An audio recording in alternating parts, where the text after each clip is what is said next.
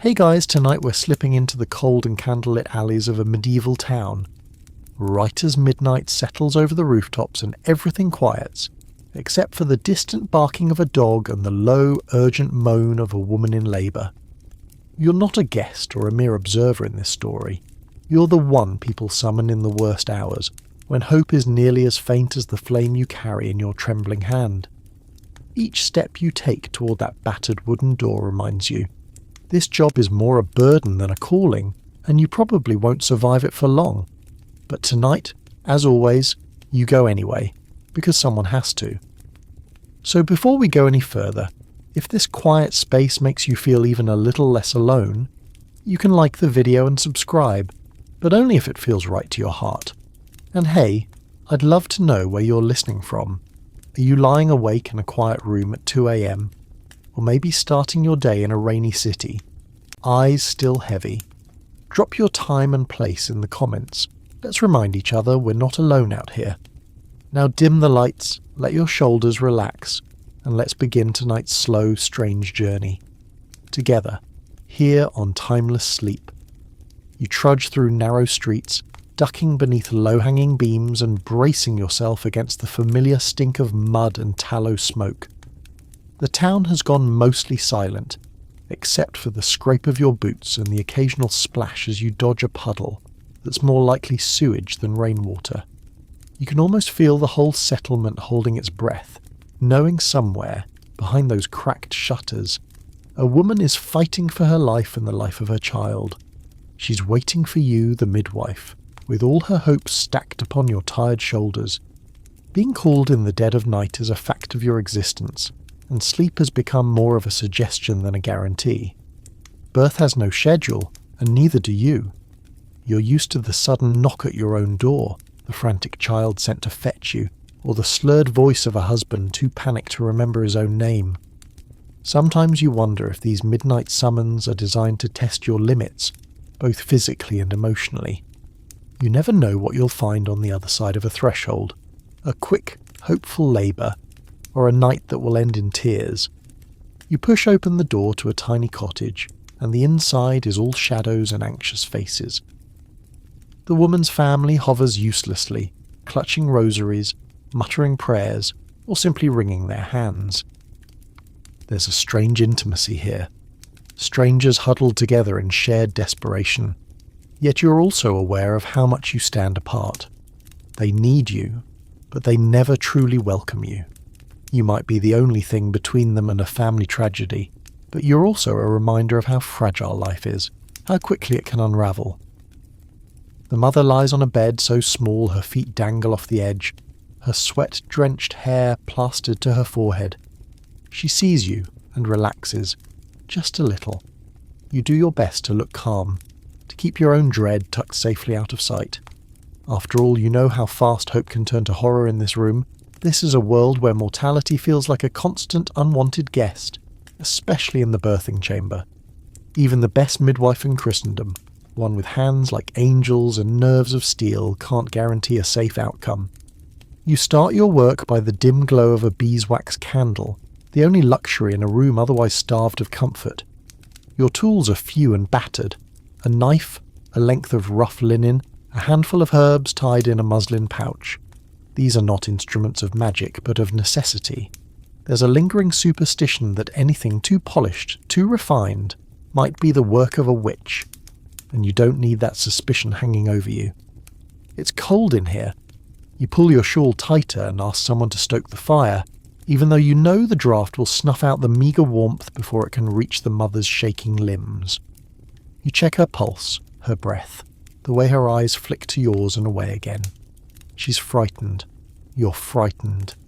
There's an odd comfort in this shared fear, but you can't let it show. The labour is long. You whisper encouragement, stories, prayers, anything to pass the endless hours. Sometimes you tell her about other births you've witnessed, omitting the grisly details, adding a hopeful ending even if there wasn't one.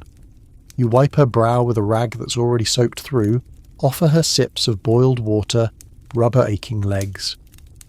The house groans as the wind presses against the walls, and for a moment you think of your own bed. Empty, cold, waiting.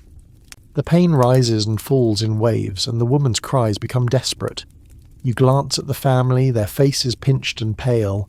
They're counting on you, but also ready to blame you if things go wrong. You try not to think about that as you prepare your next handful of herbs. A pungent mixture of pennyroyal, rue, and mugwort fills the air.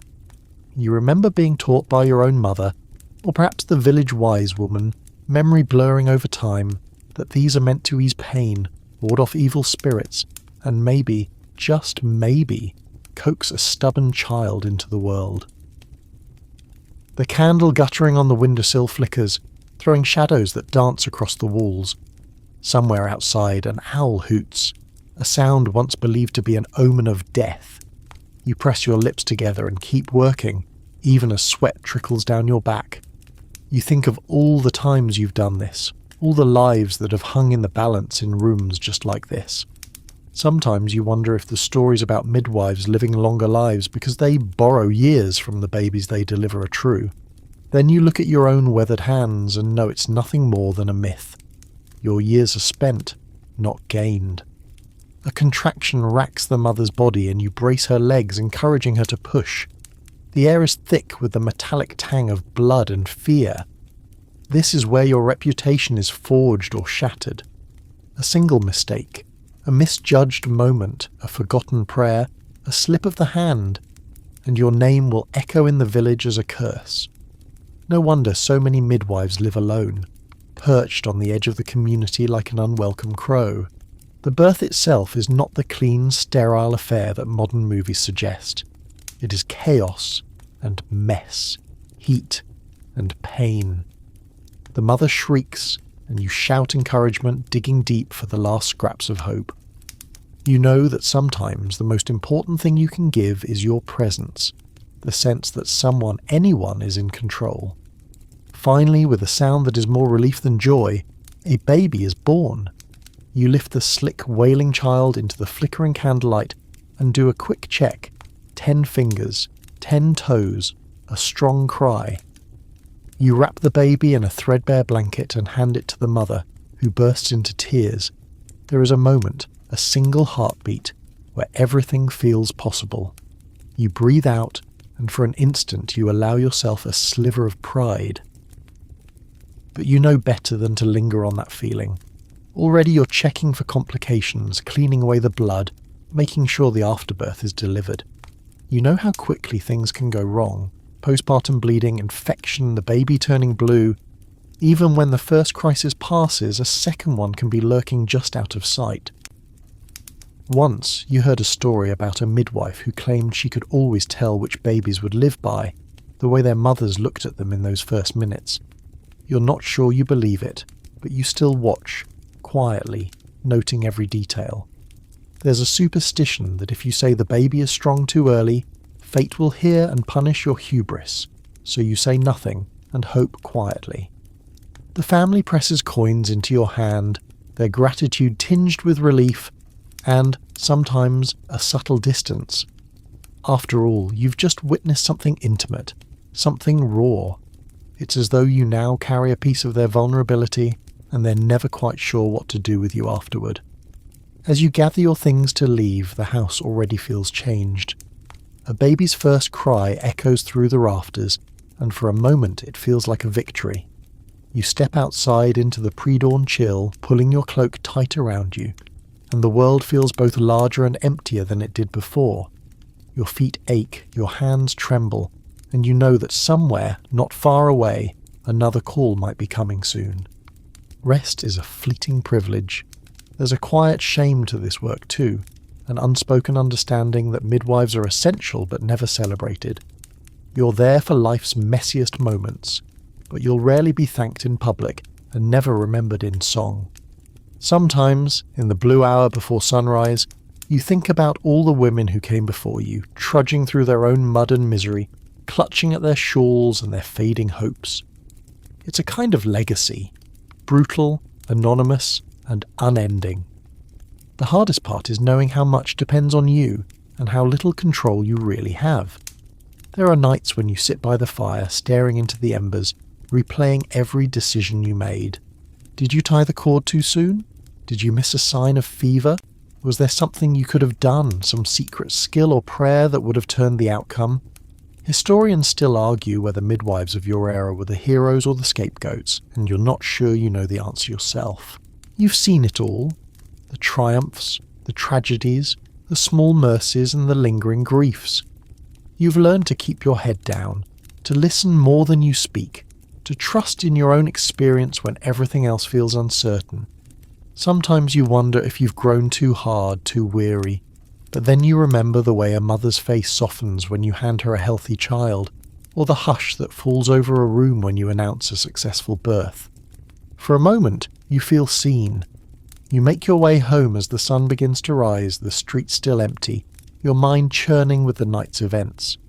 Your home is a place of solitude, filled with dried herbs, battered tools, and memories that linger like the scent of lavender. You sit at your table, counting the coins you've earned, knowing they won't go far. Bread, cheese, perhaps a bit of soap, enough to keep you going until the next call. Before you close your eyes, you think about the cycle beginning anew. Somewhere another woman is nearing her time, another family is praying for a safe birth, and when the moment comes, you'll go, no matter the hour, no matter the risk. Because you are the midwife. This is your life, brutal and unrewarding as it sometimes feels, yet you carry on because you must. The night lingers in your bones as you return home, the taste of fear and adrenaline still sharp on your tongue.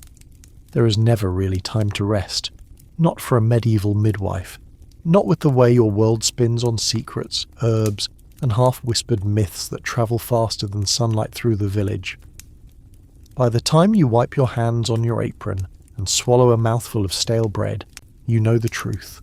You're as much a student as a healer, and your education is a patchwork of wisdom, rumour, and outright fantasy. It started, as so many things do, with a woman older than the hills, her hands twisted by arthritis, her words weighted by memory. She taught you first how to listen, not just to the thump of a baby's heartbeat through a crude, hollowed horn, but to the stories women told between contractions. In her cramped cottage, you learned to recognise the smells of yarrow and mugwort, to brew teas that would coax a baby into turning or calm a mother's trembling hands. She showed you how to gather herbs by the moon's light, whispering that some plants lose their power if plucked beneath a waning crescent. She believed in omens. A black cat on the stoop was a warning.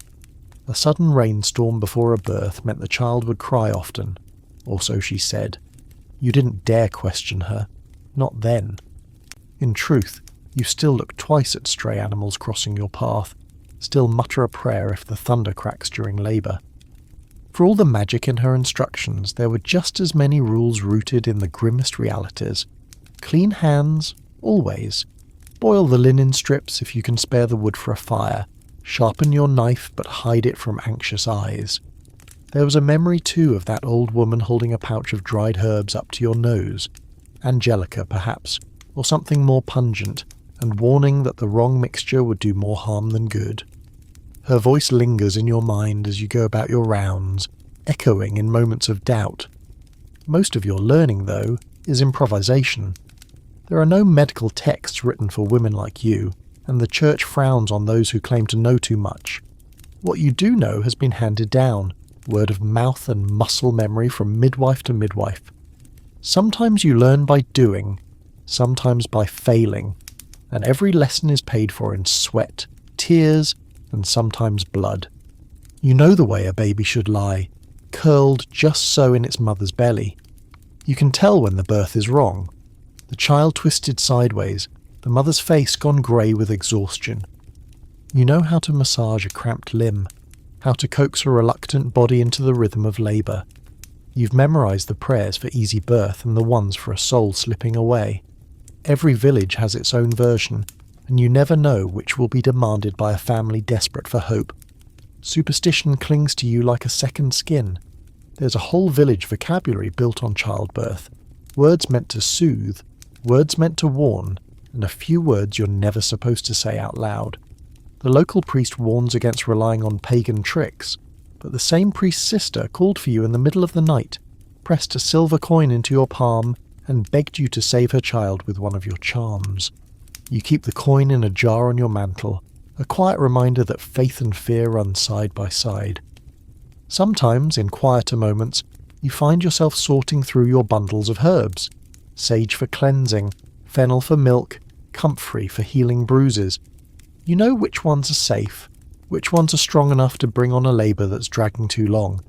There's a thrill in getting it right, a secret pride, even as you remember the times you got it wrong. There are stories of midwives who brewed moon tea too potent, who tried to hurry a birth and brought only sorrow. Historians still argue whether medieval midwives were cunning herbalists or reckless meddlers. As you crush leaves between your fingers, you suspect the answer is both. You collect stories as carefully as you collect plants. Old wives' tales become your unofficial textbooks. There's the legend of the woman who laboured for 3 days and nights, who claimed she saw her dead mother at the foot of her bed just before the child arrived, wailing. Or the story of the girl born with a caul, her face shrouded in a bit of membrane, destined, so people said, to see ghosts. Sometimes families ask you to keep those cauls as protection against drowning. You oblige, and add the request to your ever-growing list of strange village customs. You remember with a wry smile the time you tried to reason with the particularly stubborn mother-in-law who insisted that if the baby was born during the 12th chime of the bell tower, it would bring misfortune on the house. You offered to block the sound with a cloth, but she just glared at you and told you not to mock the ways of her ancestors. You don't argue much anymore. Some traditions are older than logic, and it's easier to humour them than to fight. Of course, not all your lessons come from the living. There are things you only learn when you realise you've done something wrong. The fever that follows a poorly cleaned wound, the ache of guilt after a birth that ends in silence. It's a lonely education, marked by invisible scars. You grow used to the weight of secrets, the things you never say aloud. Every once in a while you cross paths with another midwife, at a market perhaps, or a pilgrimage. There's an unspoken kinship, a quick exchange of herbs or remedies, a story told with eyes rather than words. You compare notes, sharing successes and failures in hushed tones. No one else can understand what it feels like to hold both hope and fear in the same trembling hands. Your kit grows over time, each item marked with a memory. The smooth stone for easing pain, warmed by the fire and slipped under a mother's back. The thread, boiled and coiled for tying umbilical cords. The amulet, a gift from a grateful family, now chipped and worn but kept for luck. Even the rough linen cloths, stained beyond saving, carry their own stories. They remind you of the birth that went well, and those that didn't. You keep records in your head, because no one trusts you with pen and ink. Sometimes you scratch a tally into a scrap of wood, or a bit of soft wax, counting the babies born in a good month, or the mothers lost in a bad one. When someone asks how many lives you've delivered, you give a vague answer. Part humility, part self-preservation. Too much knowledge makes people nervous. You try to teach the younger girls, though not all are interested. Most want to marry, to have their own babies rather than bring others into the world. You show them how to make a poultice for bruises, how to boil water for washing, how to quiet a colicky child with a mixture of honey and fennel. You hope some of your words will stick, will find their way back to you when you are too old to walk these streets yourself. Some lessons you wish you could unlearn, the cries of mothers who know, deep down, that this birth will not end well. The silence that falls when hope has run out. The way some families avert their eyes after a tragedy, as if you are the shadow that brought it upon them. You swallow these memories, tuck them away and keep moving. There is no time to grieve, not for you. Yet, in the quietest hours, those moments when the fire burns low and your hands stop shaking, you let yourself remember the good births. The first gasping cry of a baby you coaxed into the world with nothing but gentle hands and whispered prayers. The laughter that erupts when a new father realizes with awe that mother and child have both survived. The old midwife's words echo in your mind. Remember these moments. They are the only reward you may ever have. Still, for every story of joy, there are a dozen stories of loss. You learn to spot the warning signs. a mother's pulse gone thready, a baby turned wrong way round, a fever that lingers for days. Sometimes you can help, sometimes, despite all your learning, you cannot. That knowledge sits with you, heavy and unyielding. As the days slip by, you notice how the town's children look at you, some with curiosity, some with fear. You are the keeper of mysteries, the woman who comes and goes at strange hours, who speaks in riddles and carries the scent of strange plants. Mothers warn their children not to bother you, not to stare. Sometimes you catch their whispers. She knows things best, left unknown. You hide your smile, remembering a time when you too believed in the power of secrets. You never stop learning. Every birth teaches you something new, about patience, about grief, about the thin line between hope and despair. You adapt, you improvise, you pray. In the world of medieval midwifery, there are no easy answers, only hard lessons and the determination to keep going. And so you prepare for the next call, the next challenge. You gather your herbs, sharpen your knife, and pull your shawl around your shoulders. Whatever comes next, pain, joy, or another impossible lesson, you will face it as you always do, with quiet strength and the hope that just this once your learning will be enough. There's a moment every time you leave a cottage after a birth when the outside world feels impossibly wide and empty, and your own exhaustion weighs heavier than your bag of herbs and rags. But the town is never really asleep. Not for you. Even before your feet recover from the cobblestones, someone is sending a child running to fetch you again. The rhythm of your days and nights is relentless, a cycle of calls and crises that blurs into a single, never-ending task. The truth is inescapable. You are always needed, but rarely rewarded. The life of a medieval midwife is as high risk as it is thankless, and each call chips a little more from your already battered spirit. You think, not for the first time, about how your compensation, when it comes at all, is a grudging afterthought. The payment for a safe delivery is never more than a few coins, a loaf of bread, a pot of curdled milk, or, if the family is especially grateful, a woolen shawl already patched in 3 places. Most times you must pretend these tokens are enough, offering a tired smile and a blessing in return. You know well that if you ever pressed for more, their gratitude would curdle into resentment. No one wants to be reminded of how close they came to tragedy, and certainly no one wants to pay dearly for a service that, in their eyes, ought to be both miraculous and free. Your needs, however, are far from miraculous.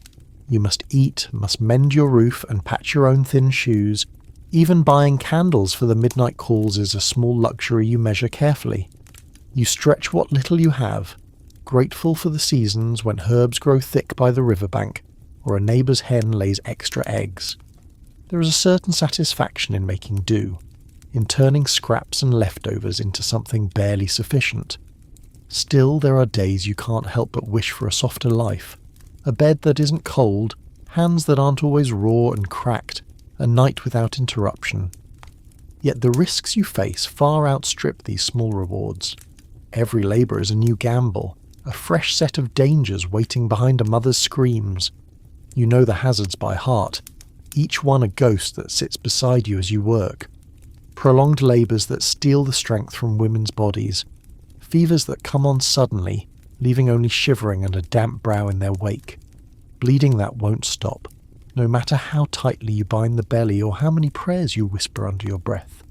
You've seen it all, the ways a birth can sour, the cruel twist of fate that turns a healthy mother into a silent one by dawn. Sometimes, despite everything, your best efforts aren't enough. You've watched husbands clutch at your arm, voices rising with anger and grief. You were supposed to save her. Why couldn't you? There is rarely room for understanding in that moment, only blame and sorrow that finds its nearest target. You. It doesn't matter that you stayed up all night, or that you spent the last of your own bread on herbs for the labouring woman. If a child is stillborn, or a mother dies, you are left to bear the weight alone. Even your closest friends grow wary when too many tragedies pile up around you. The town's memory is long, and its forgiveness is short. There are houses where you are no longer welcome, doors that remain firmly closed when you walk by. A superstition grows quietly, that bad luck follows in your wake. Sometimes you almost believe it yourself, but the calls don't stop. You're needed, and so you go, always half hopeful, half dreading what you'll find. You've lost count of the number of times you've walked into a house, hands shaking from cold and hunger, only to find chaos waiting. There is no guarantee of gratitude, and certainly none of safety. You remember the midwife's tale you once heard by the fire, the one about the woman who helped a birth go smoothly and was rewarded not with thanks, but with the leftover bones from the family's supper, hastily wrapped in a bit of cloth. You'd laughed then, but the story lingers now, its truth sharper than ever. Sometimes the lack of reward is more than material. There is an emotional cost, a fatigue that seeps into your bones and won't be shaken free by any amount of sleep. Even when the births go well, the memory of the ones that didn't hangs in the air, a silent accusation. You dream about those faces, wake with a start in the night to the imagined sound of a mother's final breath. Some mornings, the urge to stay in bed is almost overwhelming, but you force yourself up. You always do. The high risk comes not just from the births, but from the way people talk. The wrong rumour, the wrong whisper, and your whole life could change in an instant.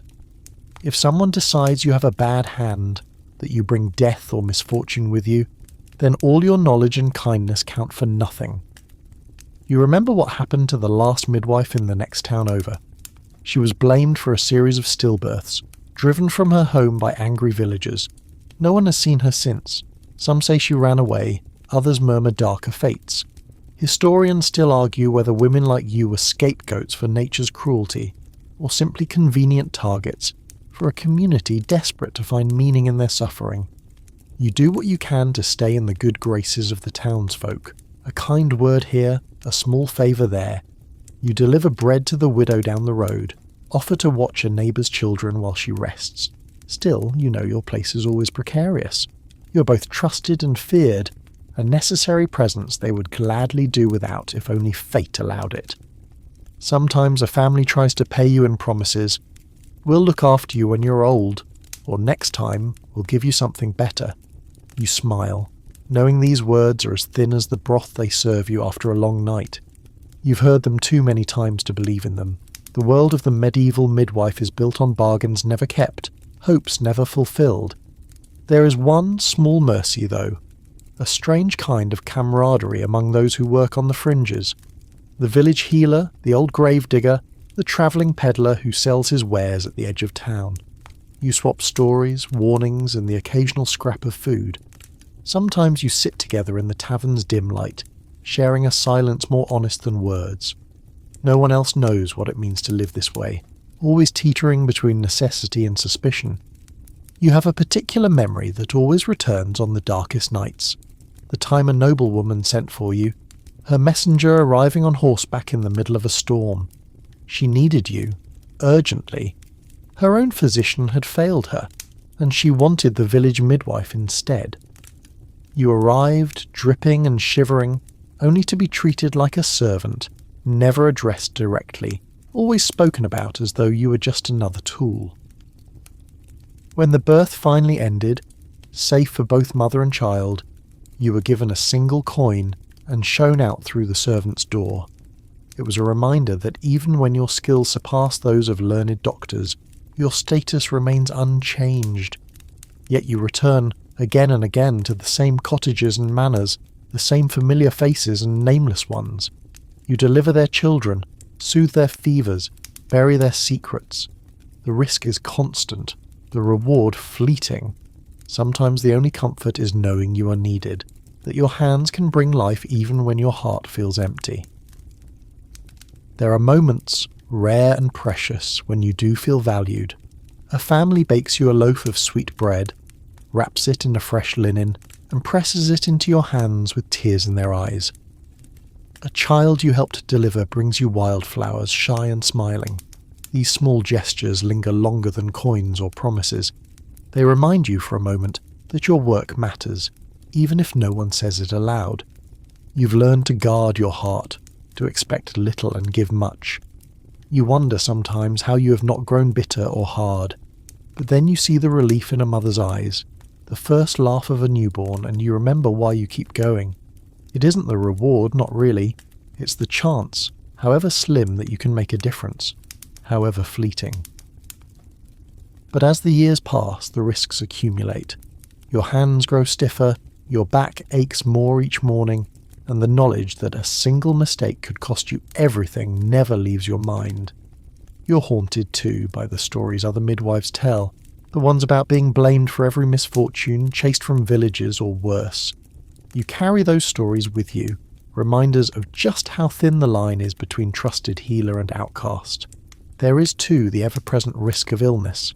You tend to women with fevers, open wounds, infections that can spread with a single careless touch. You know midwives who have died from the very same sicknesses they tried to cure. Some say you're immune to certain things, protected by the spirits or the herbs you carry. But you know the truth. You're as vulnerable as anyone, maybe more so, given how many times you place yourself in harm's way. Quirky beliefs surround you, even in matters of payment and reward. Some families refuse to give you coins directly, instead slipping them under your shawl or tucking them into a basket, believing this will keep bad luck away. There are those who try to pay you with trinkets, a painted stone, a ribbon said to bring dreams, a feather from a lucky bird. You collect these oddities, stashing them in a wooden box at home, a strange testament to the peculiar ways people try to settle their debts with fate. And yet, for all these risks and paltry rewards, you stay. It is not courage, not exactly. It's something else, a stubbornness maybe, or the simple knowledge that if you left, someone even less prepared would take your place. You're caught in a life of high risk and low reward, but you have become expert at making the best of it, at finding small satisfactions in the spaces between hardship. As you prepare your things for another call, you catch your reflection in the window, a face lined by worry and sleeplessness, but eyes still sharp, still searching for the next miracle. You wrap yourself in your shawl, gather your battered tools, and step out into the night once more, the quiet hope inside you barely strong enough to survive the risks ahead. When you answer a midnight knock, you never know what's waiting. A grateful family with soft thanks, or a room thick with blame, suspicion, and whispers. In medieval towns, even as you risk everything to deliver new life, you carry the invisible mark of danger, a target painted by ignorance and fear. Every birth you attend might end with silent gratitude or turn in a breath to something far uglier. The slow, creeping accusation that you are a witch. It isn't always spoken aloud. Sometimes it's the sidelong glance, the way a mother-in-law hovers between prayers and suspicious mutters, or the way children scatter as you approach, their mothers pulling them close with whispered warnings. But you feel it. A presence, a tension, as if the shadows are leaning in to listen, eager for a reason to tighten around you. You have seen suspicion bloom from the smallest things. A labour that stretches to sunrise instead of ending before midnight. Surely, they think, you must have angered some spirit.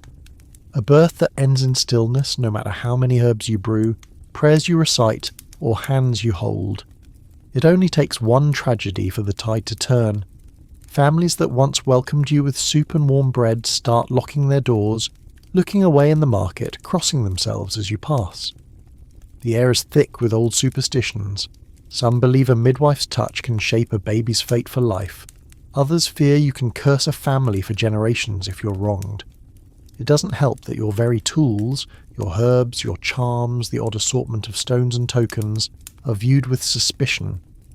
You remember the day you lent a family a bit of fennel for strength, and they later buried the unused stalks at the crossroads, terrified that keeping them in the house would invite evil. You tread lightly, always. The words you choose are careful, gentle, never boastful. No one trusts a woman who claims too much knowledge. You know to stay humble, publicly at least, even as you mutter your secret prayers under your breath and touch your own lucky amulet in your pocket. It only takes a single rumour to set the whole village ablaze with fear. Once, a rival midwife in a neighbouring parish was blamed for a rash of deaths. People swore they'd seen her collecting rainwater at midnight, chanting over a fire or keeping the calls of stillborn babies for her dark arts. You remember how her house was marked with a smear of red clay, a warning to all who might approach. No one spoke her name afterward, but her story echoes in every sideways glance you receive. You take care never to display too much confidence. If you help deliver twins, you downplay your role, letting the family believe it was the mother's strength, not your skill, that made it happen. If you predict a quick labour and it comes true, you act surprised. The more miraculous your work appears, the greater the risk you'll be seen as unnatural. In some towns, women who ease pain or stop bleeding are called angels. In others, they are marked for the pyre.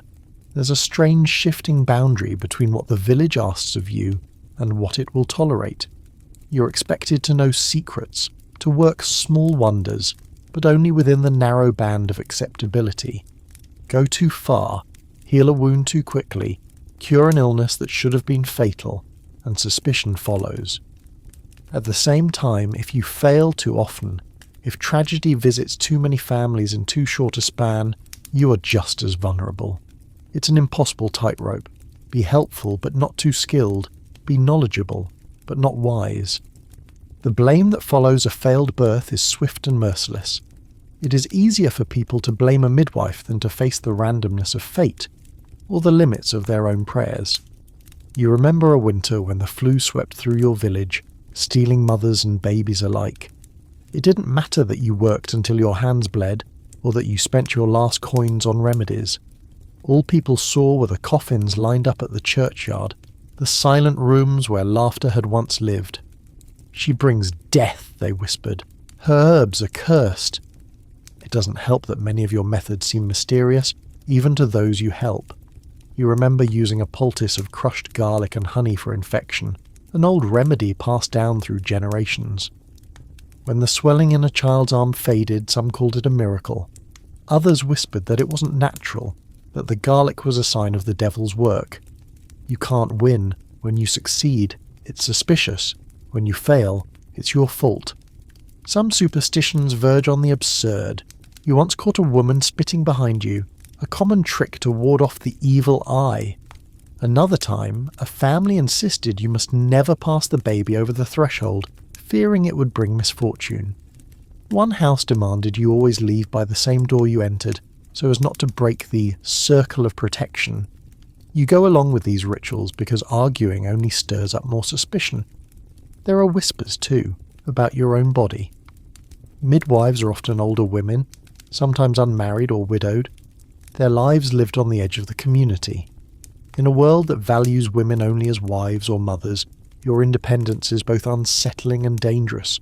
People wonder how you learned what you know. Did you make a bargain with something unholy? Did you sacrifice your own fertility for power? Historians still argue whether these suspicions came from genuine fear or envy, but you feel the unease as surely as a chill wind at your back. You try to find comfort in small acts. You light a candle for every mother you lose, whispering a prayer for her soul. You leave little offerings, bits of bread, a drop of milk, on your windowsill for the good folk, hoping to keep your own luck from turning sour. It's not that you believe every old tale, but there are nights when you need to do something, anything to ease your fear. The worst, though, are the accusations that come in the wake of tragedy. Sometimes it's a direct challenge. What did you do wrong? What poison did you give her? Other times, it's more insidious. You find strange marks drawn on your door, or a dead bird left on your step, a warning to keep your distance. You remember the shiver of fear that ran through you the first time you found such a sign, and how you scrubbed it away with salt and tears. It's not always outsiders who accuse you.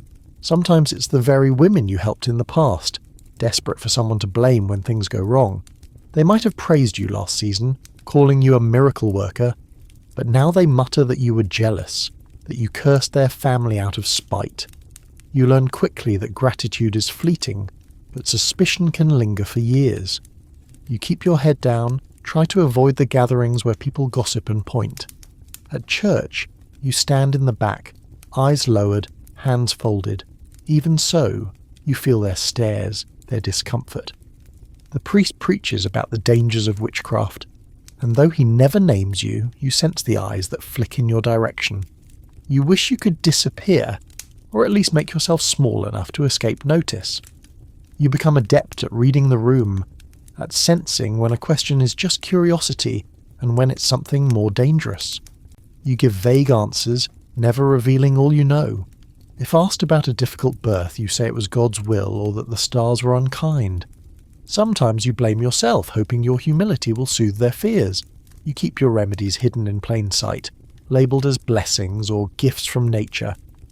There's a phrase you hear again and again: midwives know too much. It's meant as both compliment and curse. The men in town wouldn't dare ask you for advice, but their wives seek you out in secret, sharing their fears and troubles in whispers. You become a repository for the community's secrets, births out of wedlock, pregnancies that come too soon or too late, illnesses that must be hidden. You hold all of it close, knowing that even a hint of betrayal could turn the town against you for good. Sometimes, to protect yourself, you find an ally. A woman of influence, perhaps, or a family that owes you a debt of gratitude. You tend to their children, offer remedies for their aches and fevers, hoping their goodwill will shield you if the winds of suspicion turn. It's a fragile bargain, but it's better than standing alone. You have heard in hushed tones the stories of witch trials in other places, women burned or drowned for crimes as vague as knowing too much or speaking with spirits. You pray it never comes to that here. Still, you keep a small bag packed, just in case you ever need to vanish quickly, to slip away before the flames or the water find you. Every time you walk home in the dusk, you pass the crossroads and glance over your shoulder, half expecting to see angry faces in the gloom. Your heart beats faster, but you keep your pace steady. There is a defiance in simply surviving, in returning to your small cottage and locking the door behind you. You light your lamp, check your herbs, and prepare for the next call. On rare nights, when the wind is gentle and the moon full, you sit by your window and remember the women who taught you, the ones who survived suspicion and slander to pass their knowledge on. You wonder how many of their names have been lost, erased by fear and accusation. You promise yourself that, no matter what happens, you will not let the town break you. Not entirely. You fall asleep with your shawl pulled tight, the taste of old stories on your tongue. In your dreams, you walk a narrow path between two fires, the light of knowledge and the heat of blame. You wonder sometimes which one will burn you first. You're up before dawn, hands aching from a night spent grasping bedposts and gripping wrists, your mind already racing ahead to the next labour call. There is no gentle easing into your workday, not when you're the town's midwife, and certainly not when your tools of the trade look more like the contents of a haunted trunk than a healer's chest. Still, you gather your bundle, feeling every ounce of its weight. Some things for comfort, some for necessity, and some for those desperate moments when necessity turns to brutality. You try to ignore how crude your implements look when compared to the gleaming instruments you imagine doctors in distant cities must have. What you have are items cobbled together by need and tradition. A knife, its handle smooth with use but its edge as sharp as worry. Lengths of boiled linen, sometimes new, more often patched from a neighbour's worn-out apron. A handful of iron needles, bits of thread. A wooden spoon for a labouring woman to bite down on if the pain becomes too much. An old brass spoon to test for fever or to coax broth between cracked lips. There is a small battered pestle and mortar for grinding dried herbs, angelica, mugwort, yarrow, and the rare sprig of something more exotic traded from a travelling merchant. Nothing is sterile. You do your best to wash, to boil, to wrap things in clean cloths, but there are days when clean is a matter of degree, not absolutes. You know, with a sick certainty, that infection often waits on your fingertips and in the air itself. Sometimes, the best you can do is hope and whisper a prayer as you set a fresh rag to a bleeding wound. Your birthing stool is a blocky three-legged chair with a hole in the middle, designed, you were told, to make labour easier, but mostly useful for keeping the mother from collapsing entirely. Sometimes you must improvise with whatever is at hand, a sturdy bucket, a pile of straw, or just the edge of a bed frame. Comfort is a luxury, and in truth, Your job is to bring the child out alive, not to spare the mother pain. You have learned that even the most basic tools can inspire fear. There are families who glance with horror at your knife, as though its presence conjures evil. You reassure them, for cutting the cord nothing more, but you see their looks, their doubt. Some houses won't let you inside if they spot a blade, others insist on blessing your kit with a splash of holy water or a hurried sign of the cross. The rituals are endless, each one meant to keep the shadow of pain or death at bay. You carry a battered leather pouch stuffed with powders and dried herbs, comfrey for swelling, sage for cleansing, poppy seeds for sleep, though only in the tiniest pinch, for you know the dangers too well. There are times when you are forced to use what you have, not what you wish for. When a labour drags on too long, you might rub pennyroyal tea on the mother's lips, or lay a poultice of chamomile and mint on her brow. Sometimes you trust to nature, sometimes you simply wait. The mother's body is itself one of your most important tools, and perhaps the most mysterious. You have learned to read her, the arch of her back, the colour of her skin, the wild or wary look in her eyes. You know when it's time to encourage her to walk, to sway, to change positions in hopes of coaxing the baby into the right place. You have little time for modesty, not when a life hangs in the balance. In your kit, too, are items that would raise eyebrows in the city. A handful of red wool for binding around the mother's wrist to strengthen her blood, a piece of salt to ward off evil spirits, a tiny figure carved from bone, said to bring good luck, though it has never worked any miracles for you.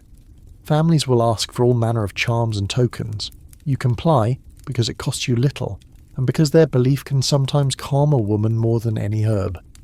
You keep a stick of wax for sealing wounds, a handful of sharp thorns for pricking a sluggish baby's feet to coax a first cry, a comb for smoothing a feverish brow, a scrap of soft leather to be bitten during the worst pain. Some of your methods would seem cruel by any other measure, but you know from harsh experience that survival is its own kindness. If you must break a bone to save a mother's life, you do it. If you must press down on a swollen belly to free a stuck baby, you do it, steeling yourself against the cries that will haunt you for nights to come.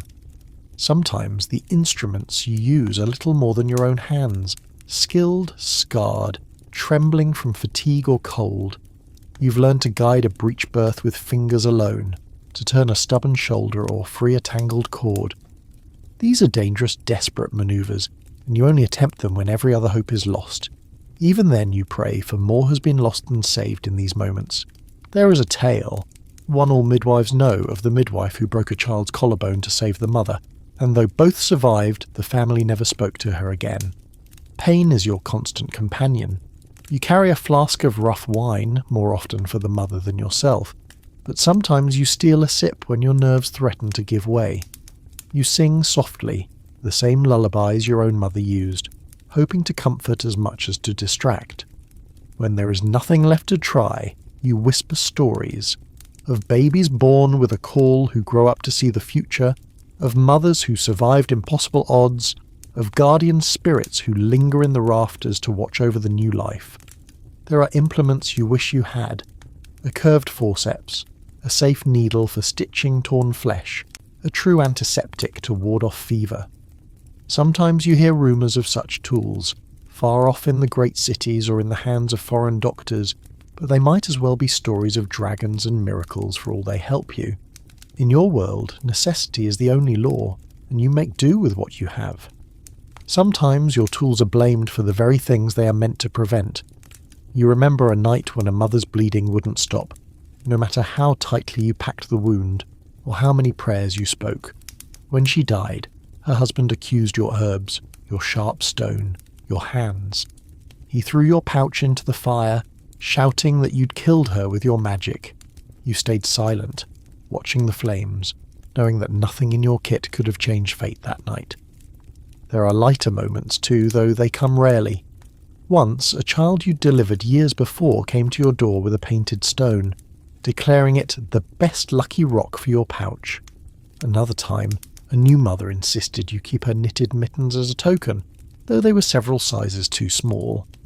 These strange treasures crowd the bottom of your bag, tiny reminders that even in a world of blood and pain, small kindnesses survive. The world around you is slow to change.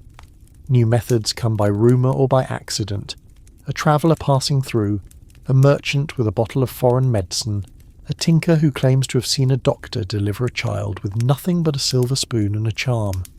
You listen to every story, testing what you can, but mostly you trust in the things you know and the tools you carry. Historians still argue whether midwives were pioneers, bravely inventing new techniques on the fly, or mere relics, bound by superstition and habit. You know it's not so simple. Some days you're both, daring, desperate, guided by hope and by the heavy hand of tradition. Your instruments are not elegant, but they are yours, shaped by the lives and losses of the women you serve. Sometimes, late at night, you lay out your tools on the table, cleaning them by candlelight. You remember every birth, every scream, every shaky laugh that followed a new baby's first breath. The stains on your linen, the chips in your knife, the fading scent of lavender in your pouch. They're your own private record, a ledger written in scars and sighs. There are implements you never use, tokens given for luck or in secret barter, a pressed flower, a ring twisted from a strand of hair, a pebble worn smooth from worry. These too are part of your trade. You keep them for the comfort they give, and because sometimes belief is the strongest tool you have. Every birth is a test, every tool a question with no guarantee of an answer. Sometimes the best you can do is choose the lesser pain, the smallest risk, the path that leaves you with the fewest regrets. You do not believe in miracles, not anymore, but you do believe in trying, again and again, with hands as steady as hope allows.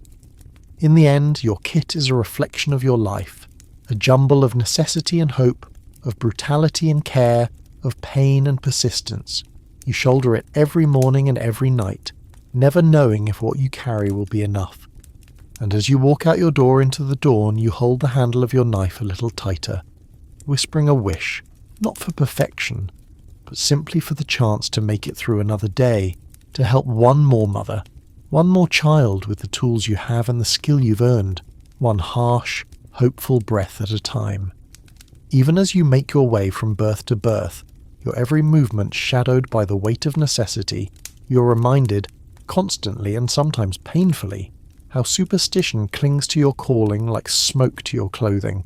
It is the unseen hand guiding not just your own actions, but the attitudes, hopes and terrors of the families who depend on you. In this world, faith in the old ways jostles uncomfortably with the grim realities of nature, and you, the midwife, are caught squarely between them. It starts before you even arrive at a labouring woman's bedside.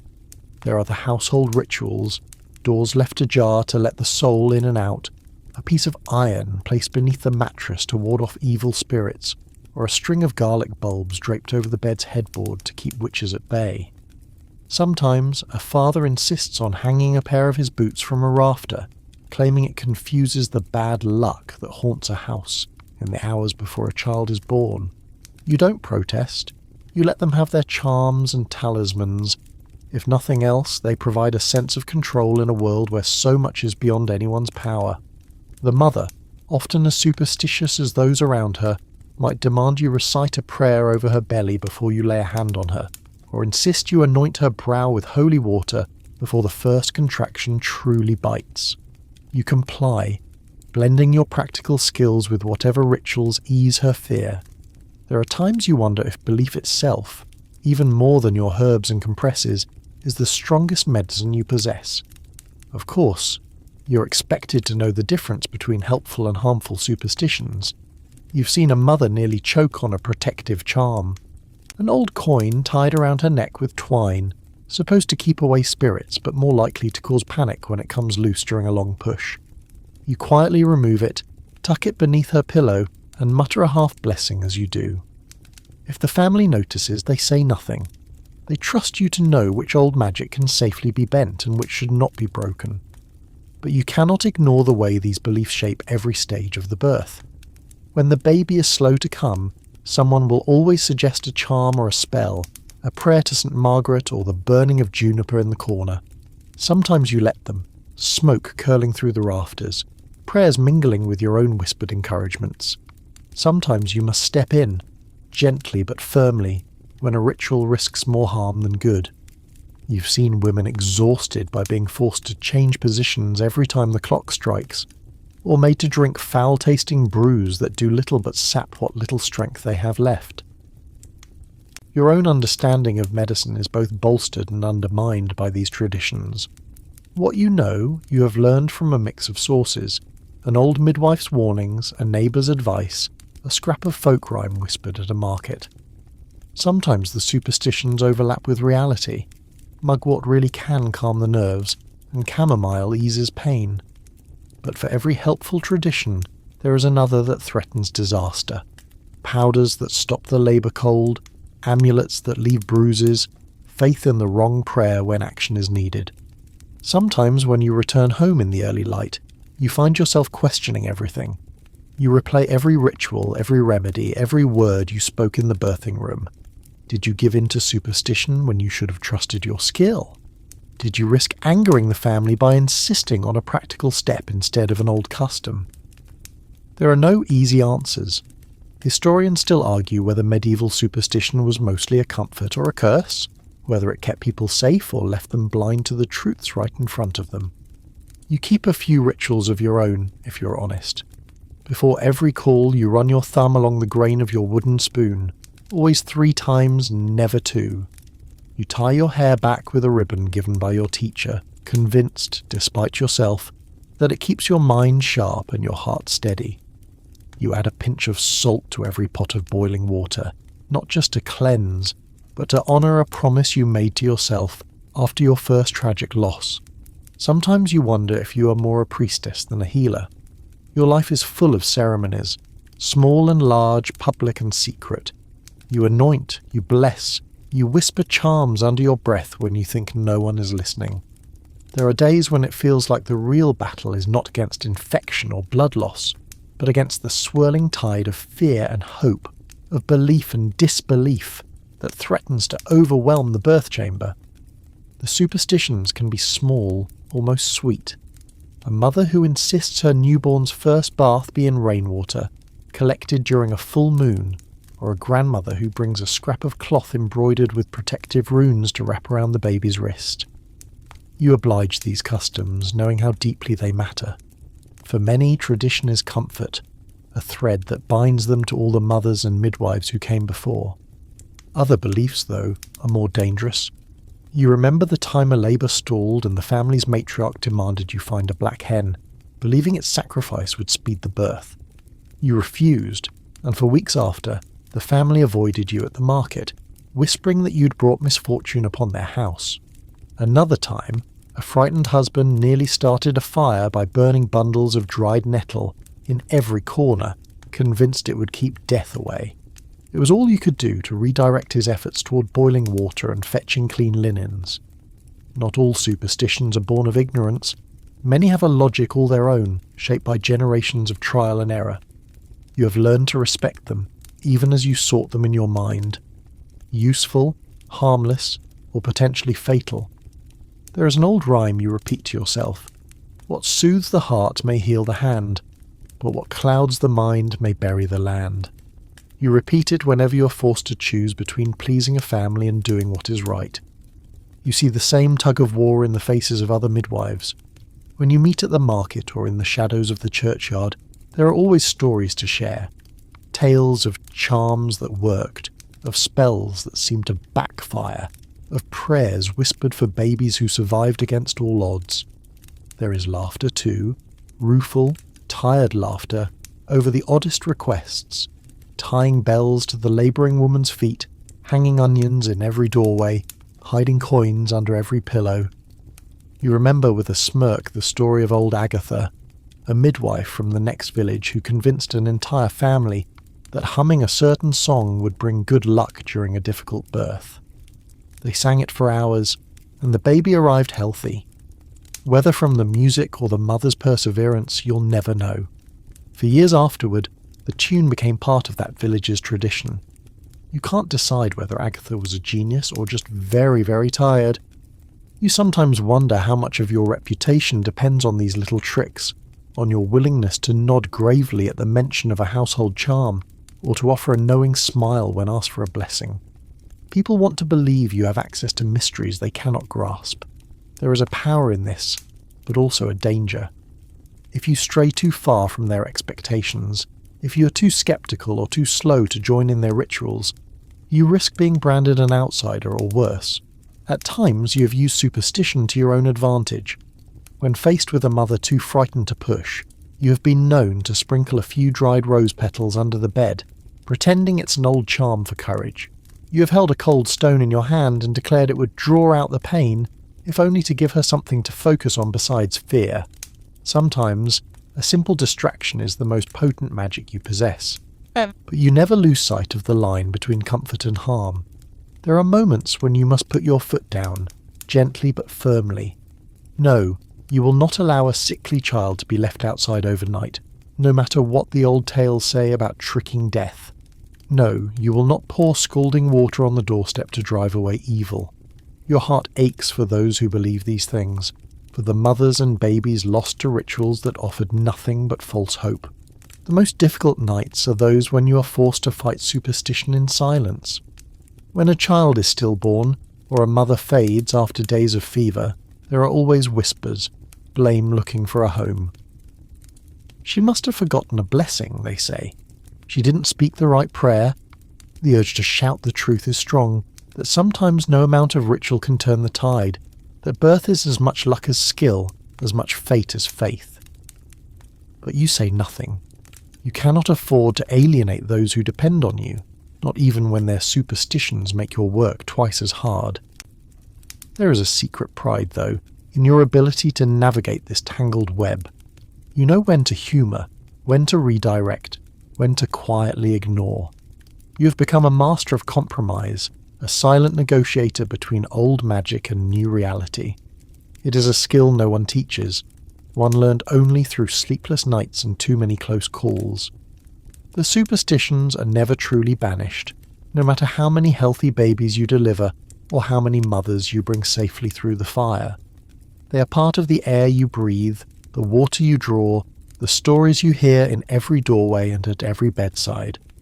You are both captive and conductor, steering the ship through waters both real and imagined. There are days when you tire of it all, when you wish you could simply trust in skill, in reason, in what your hands can do and your eyes can see. But you know better. In this world, belief is as necessary as breath, and you are the one who must carry both. You tuck your tools back into their pouch, press a charm to your lips, and prepare for another call. The dance between science and superstition, between knowledge and faith, never truly ends. You step out into the twilight, the air humming with old prayers and new fears, and as you make your way through the sleeping village, you remind yourself, whatever else is true, you are the midwife. You are the bridge between worlds, between hope and despair, between the living and the dead, between the ancient past and the uncertain future. And you will keep walking that bridge as long as your feet and your courage hold out. The world you inhabit as a midwife is not just shaped by the sharp ache of labour or the hush of superstition, but by the law, a tangle of rules and edicts both written and unwritten that threaten you at every turn. There is no such thing as simple safety. With every birth, you walk a legal tightrope, one foot in necessity, the other hovering above the abyss of blame, prosecution or ruin.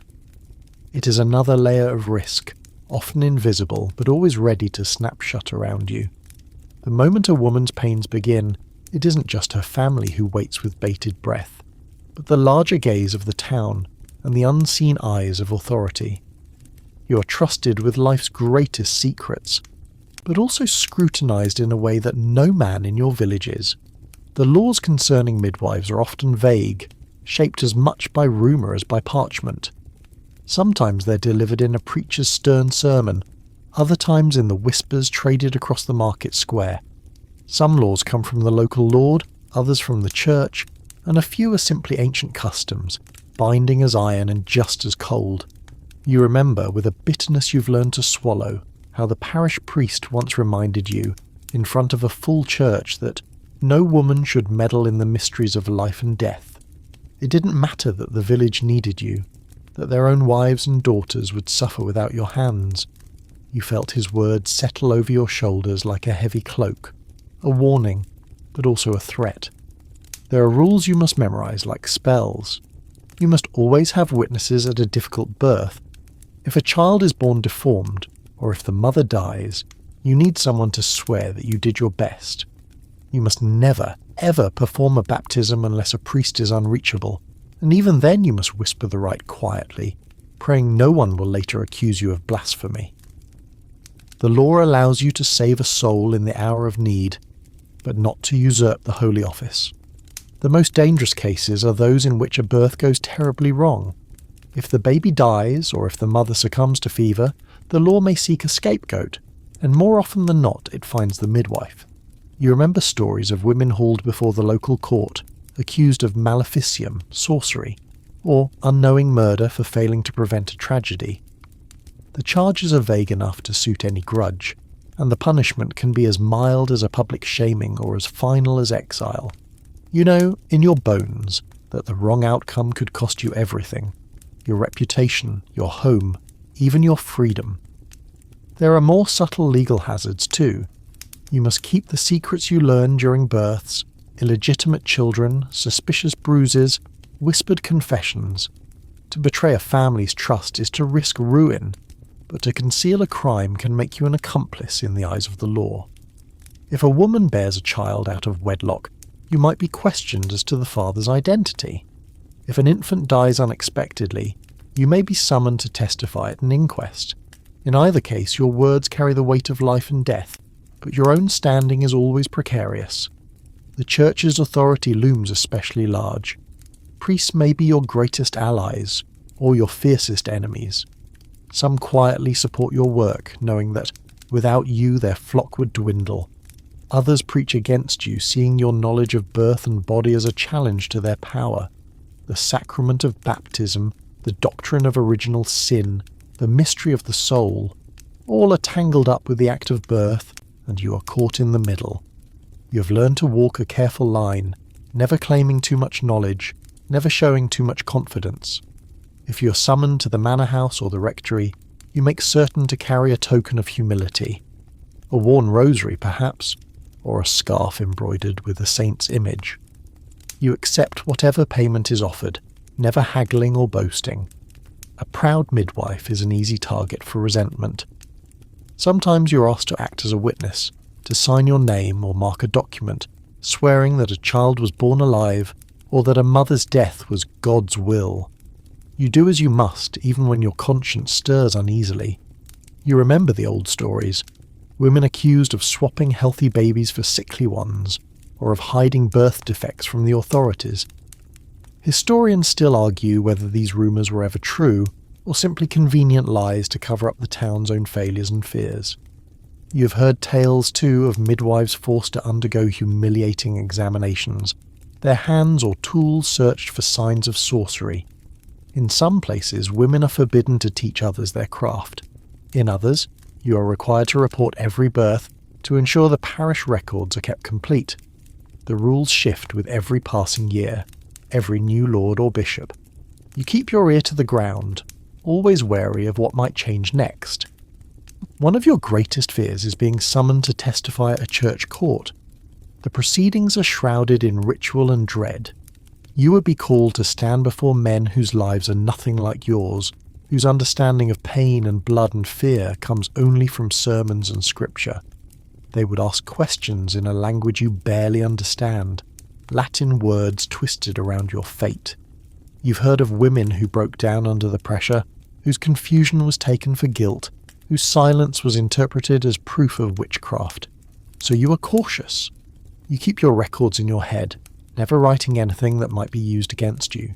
You never work alone if you can help it, preferring the company of a neighbour or the oldest daughter, someone to vouch for your actions, someone to say you tried your best. When you must perform a baptism, you do it quietly, using only the words you remember from church, careful not to add or change a syllable. You're painfully aware that every action, every word could be scrutinised later. There are other legal dangers too, some even more insidious. Inheritance disputes, for example. Who is the rightful heir? Was a child truly born alive? Who witnessed the birth? Sometimes you find yourself at the heart of family quarrels, your testimony demanded by both sides. If you side with the wrong one, you risk making an enemy for life. You try to remain neutral, to speak only what you saw, but neutrality is rarely rewarded. You remember too the case of a neighbour's wife accused of infanticide. A charge brought because her child was stillborn, and the midwife, flustered and exhausted, could not say for certain whether the baby had drawn breath. The courts demanded an answer she could not give. She was punished with public penance, forced to stand in the cold square in a sackcloth gown while the town jeered. You shudder at the memory, knowing how easily it could have been you. You also navigate the shifting expectations around abortion, never spoken of openly but always present. The church condemns it utterly, and the law follows suit. But every midwife knows the secret signs, the whispered requests for moon tea or a strong herbal brew. You do what you can to protect yourself, to say as little as possible, to keep your knowledge safe from those who might twist it into a weapon. Sometimes you must also protect yourself from those you help. A husband, angry at the loss of a child, might accuse you of negligence or malice. A woman desperate to hide a secret might blame you if things go wrong. You're always aware that your livelihood, your safety, and your very life can be upended by a single accusation. You have learned to carry yourself with humility, to blend into the background, to be necessary but never too prominent. The ideal midwife, in the eyes of the law, is nearly invisible, skilled but modest, knowledgeable but unassuming, ever ready to step aside when men of authority appear. Sometimes, in the rare company of other midwives, you allow yourself to speak honestly about the burden of these legal risks. You share warnings, stories, the latest rumours from neighbouring towns. There is comfort in knowing you are not alone, even if that comfort is tinged with fear. You know that the law was written by those who will never understand your work, who have never knelt in blood and sweat and hope, never watched a mother's life hang in the balance. You try not to resent it, but there are nights when the injustice keeps you awake, gnawing at your heart. And yet, despite everything, you persist. You keep your head down, your hands steady, your words careful. You learn to survive in the spaces between the laws, to find moments of mercy in a world that offers you little protection. For every rule that threatens you, there is a life you help bring safely into the world, a reminder that your work, for all its risks, is necessary. You leave each birth not just with the weight of your tools, but with the unspoken knowledge that you have walked the narrow edge between service and danger, between trust and suspicion, between care and condemnation. It is a tightrope you never chose, but one you have learned to walk, one careful, trembling step at a time. Some mornings you walk home with the soft weight of a healthy newborn's cry still ringing in your ears, and for a moment the world feels merciful. But those moments are rare. Most often, the work of a medieval midwife means standing face to face with the harshest reality of all, the spectre of maternal mortality. In your world, death in childbirth is not a distant fear. It is an all too frequent guest, a shadow lingering just behind every hopeful face and whispered prayer. You know the numbers, even if you cannot write them down or speak them aloud. For every handful of women you help, there will be one or two whose labours end in grief. It does not matter how carefully you wash your hands, how clean the linen, how expertly you mix your herbal teas. It does not matter how devoutly the family prays, or how many charms they tie to the mother's wrist. Sometimes, nature simply will not yield. Sometimes, a fever burns too hot, a womb tears in ways you cannot see, a child refuses to turn no matter how you coax and plead. Sometimes, even as you try everything, the only mercy left is a quiet passing. You remember the faces, each one stays with you, a private collection of sadness. There was the young wife who laboured through a stormy night, her strength flagging as the church bell tolled for midnight, and again for dawn. You tried every trick you knew, teas of raspberry leaf and nettle, hot stones pressed to her back, prayers muttered in Latin, and the language your grandmother taught you. Still, she slipped away, her husband's wails echoing in your memory for weeks. There was the older mother, her fifth child, who seemed strong right until the moment she began to bleed. A bright, unstoppable river that your linen strips could not staunch. You pressed and bound and begged for help, but you knew even then you were fighting a losing battle. There is a specific pain in holding a child you have just delivered, only to turn and see the mother's breath falter, her eyes going glassy and far away. You have learned to keep your tears for later, to offer comfort as best you can. A gentle word, a steady hand, a silent presence when there are no more miracles left. Sometimes, when the grief is fresh and the room is crowded, you become almost invisible. The family's rage and sorrow might turn on you. More often you become a ghost in the corner, cleaning up blood, gathering your things, slipping quietly out the door when your part is done. You have heard men speak in the market or at the tavern of women's supposed weakness, how they are made for birth, how it is natural for them to bear pain and bring forth life. You want to shout the truth, to tell them that birth is as much danger as it is destiny. You know how many women you have buried, how many children have grown up motherless, how many fathers have turned bitter with loss. But you say nothing, holding these stories close, letting the world go on believing in its own illusions. You have become an expert in the signs of danger. When a woman's labour lasts too long, when her pulse becomes weak or her skin goes clammy, your heart hammers with dread. You recognise the slow, creeping fever that comes days after a birth.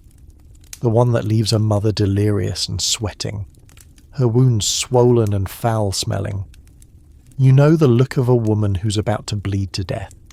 The sudden gush, the panicked faces, the helplessness as you try every remedy you know. Some midwives boast of their successes, but you count your failures, your losses, your regrets. Historians still argue whether medieval midwives were heroes who fought valiantly against impossible odds, or hapless bystanders trapped by ignorance and fate. You know that both are true. You fight for every life, you use every scrap of knowledge handed down to you, and still you lose more battles than you win. Sometimes, late at night, you recite the names of the dead, softly, as if in prayer, hoping that somewhere they understand how hard you tried. There are moments when the line between life and death blurs, and you find yourself wishing for the power to choose. You have seen women suffer for days, racked with agony, their families pleading for you to do something, to hurry the end, to ease the pain, to save the child at any cost. Sometimes, all you can do is sit with them, holding their hands as the darkness closes in. There is a mercy in presence, in bearing witness to their last moments, even when you cannot change the outcome. You know too the bitterness of being blamed for what you cannot control. When a mother dies, there is always a question. Did you act quickly enough? Did you say the right prayer? Did you offend the spirits or anger the saints? The answers matter less than the fact that someone must pay, and you are the closest target. Even your most grateful families can turn against you when grief twists into anger. You have seen it happen. A husband who once pressed coins into your hand now turns his back. A mother-in-law who called you a blessing now mutters that you are cursed. You try to find solace in the moments when things go right. When a mother recovers, when a child grows strong, when laughter returns to a house that knew only sorrow, you allow yourself a moment of pride. But you never forget how quickly fortune can turn. There is a humility that comes with your work, a deep, abiding respect for the fragility of life. There are times, too, when you question your own faith. You pray with the families, you light candles and speak the old words, but in the small hours of the morning doubt creeps in. You wonder if all your skill and care amount to anything at all, or if fate has already written every ending before you ever arrive. Some nights you sit by your fire and stare into the embers, wishing you could ask the women who came before you how they survived so much loss. You do not keep written records, but you remember every detail. The sound of a mother's last breath, the way her hand went limp in yours, the way her family wept or sat in stunned silence. You remember the smell of fever and blood, the heat of the room, the feeling of being utterly powerless. These memories do not fade. You carry them with you, woven into your bones, a silent ledger of grief. You have seen mothers leave behind tiny infants, and sometimes you're asked to care for the child until another woman can nurse it. You do your best, though you know the odds are slim. Without a mother's milk, many babies will not survive, no matter how much goat's milk or porridge you coax into their tiny mouths. Some families are lucky enough to find a wet nurse, but most are not. You have buried more babies than you care to count. Even in your darkest moments, you find ways to continue. There is a strength in sorrow, a kind of resilience born from repetition. You have learned to cherish the small victories, the mothers who live, the children who thrive, the families who greet you with genuine smiles. You do not allow yourself to become numb, though you sometimes wish you could. Instead, you feel everything, again and again, because to stop feeling would be to stop caring, and that is a luxury you cannot afford. You wonder what future generations will say about your work. Will they understand the odds you faced, the heartbreak you endured? Or will they judge you harshly, from the safety of a world you can barely imagine? You have heard stories of women in distant lands, midwives who wield tools of silver and steel, who wash their hands in water boiled clean, who lose far fewer mothers and children. You wonder what it must feel like to work without constant fear, without the spectre of death at every bedside. Still, you know your world is not without its own wisdom. You remember the herbs that save lives, the prayers that calm fear, the songs that soothe a labouring mother. You know the power of touch, the importance of presence, the difference a kind word can make in the darkest hour. These are tools as valuable as any forceps or antiseptic, and you wield them with pride. You have seen families torn apart by loss, but you have also seen them knit together in grief.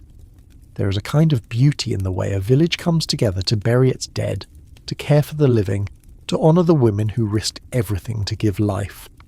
You are part of that story, even if your name is rarely spoken, even if your work is seldom praised.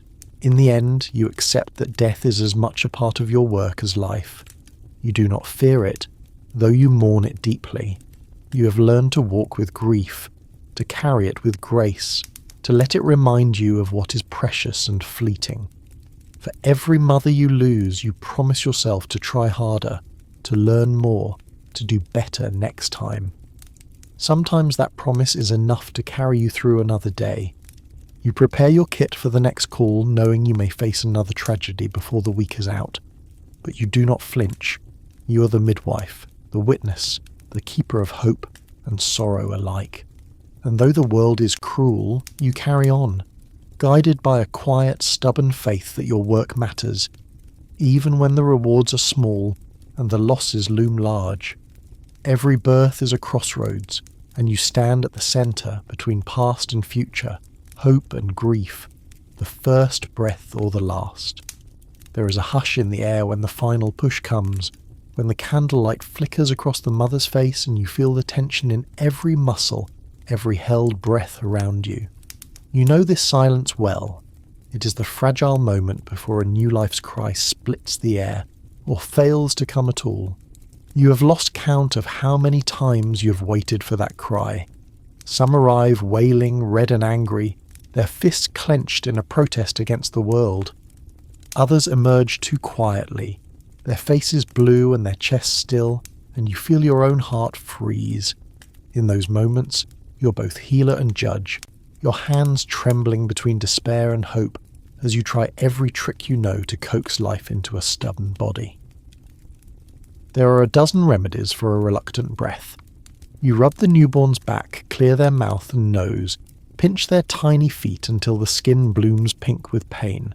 Sometimes you dip them for a heartbeat in cold water, hoping to shock their lungs awake, or hold them upside down and slap their bottom. Harder than feels right, but softer than your fear demands. You murmur prayers in every language you know, whispering to the saints, to God, to the ghosts of midwives past, begging for a gasp, a whimper, a cry. The family waits, hovering on the edge of despair. You see it in their eyes, the silent calculation of what comes next if there is only stillness. Sometimes the mother's eyes never leave your hands, Sometimes she is too spent to notice. Lost in a world of pain and confusion, you fight for the child because you know what silence means. A funeral before there's even been a welcome, a name spoken only in grief. On the worst nights, when your skill and prayers are not enough, you wrap the quiet child in a soft cloth and place them gently beside their mother. You find words of comfort, though they taste like ash on your tongue. You light a candle for the soul, whisper an old blessing, and give the family time to say goodbye. You have seen fathers refuse to look, mothers cradle the stillborn until dawn, grandmothers rock and wail as if their grief might bring the child back. You have seen every reaction, every sorrow. But sometimes, sometimes, the child sputters, coughs, and wails at last, and the room erupts in relief. These moments are your secret treasures, the tiny victories that let you sleep for a few hours at night. The first breath, you know, is more than biology.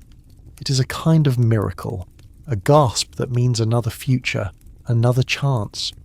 You hand the child to its mother, feeling your own body relax, your nerves slowly untangle. No one will remember what you did or how close it came. They will remember only the healthy baby, the laughter that follows, the world righting itself for another day. You know, though, that the line is thin, so thin. The difference between life and death can be a heartbeat, a hesitation, a trick of fate. You're reminded of it every time you remember the babies who did not make it, the mothers who never heard their child's voice. You remember the long nights sitting by a small grave listening to the wind, wishing there were more you could have done. You're also painfully aware of the limits of your knowledge.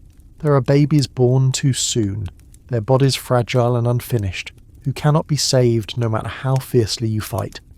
There are those born strong and healthy who sicken and die within days, struck down by fever or some invisible ailment you cannot name. There are those who seem to come into the world under a shadow, never quite thriving, always on the edge of slipping away. Historians still argue whether medieval midwives were miracle workers or mere witnesses to fate's cruelty. You know you are sometimes both. Your hands remember every attempt, every improvisation. You have tried rubbing brandy on a baby's gums, pressing warm stones to tiny feet, whispering the names of saints with each desperate breath. You have passed babies through a circle of bread, hoping to steal strength from the earth itself. You have even called for the local priest to bless the child, knowing that, if nothing else, the ritual might ease the family's hearts.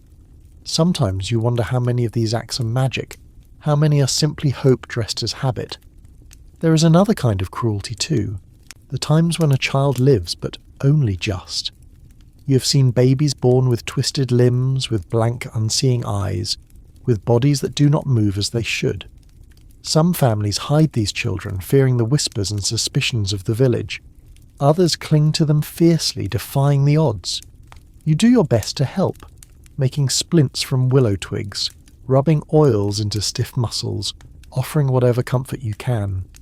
Sometimes your care helps, sometimes it is just a way to soften a future you cannot change. You're haunted by the memory of one particular birth years ago, a tiny girl, limp and silent, her face so still you thought she was gone. You worked for what felt like hours, massaging her chest, coaxing breath after breath. When she finally cried out, the whole house erupted in tears, laughter, and prayers. You see that girl now and then, running in the lanes, and every time you remember how close she came to being nothing more than a shadow. Not every family thanks you. Some see only the loss, not the fight. Some never recover from the grief, and you're careful not to cross their path unless called. You have learned to accept this. Some wounds do not heal, and your presence is a reminder of that pain. Other families thank you with food, with coins, with small tokens. These are bittersweet, reminders of both your skill and the risks you bear.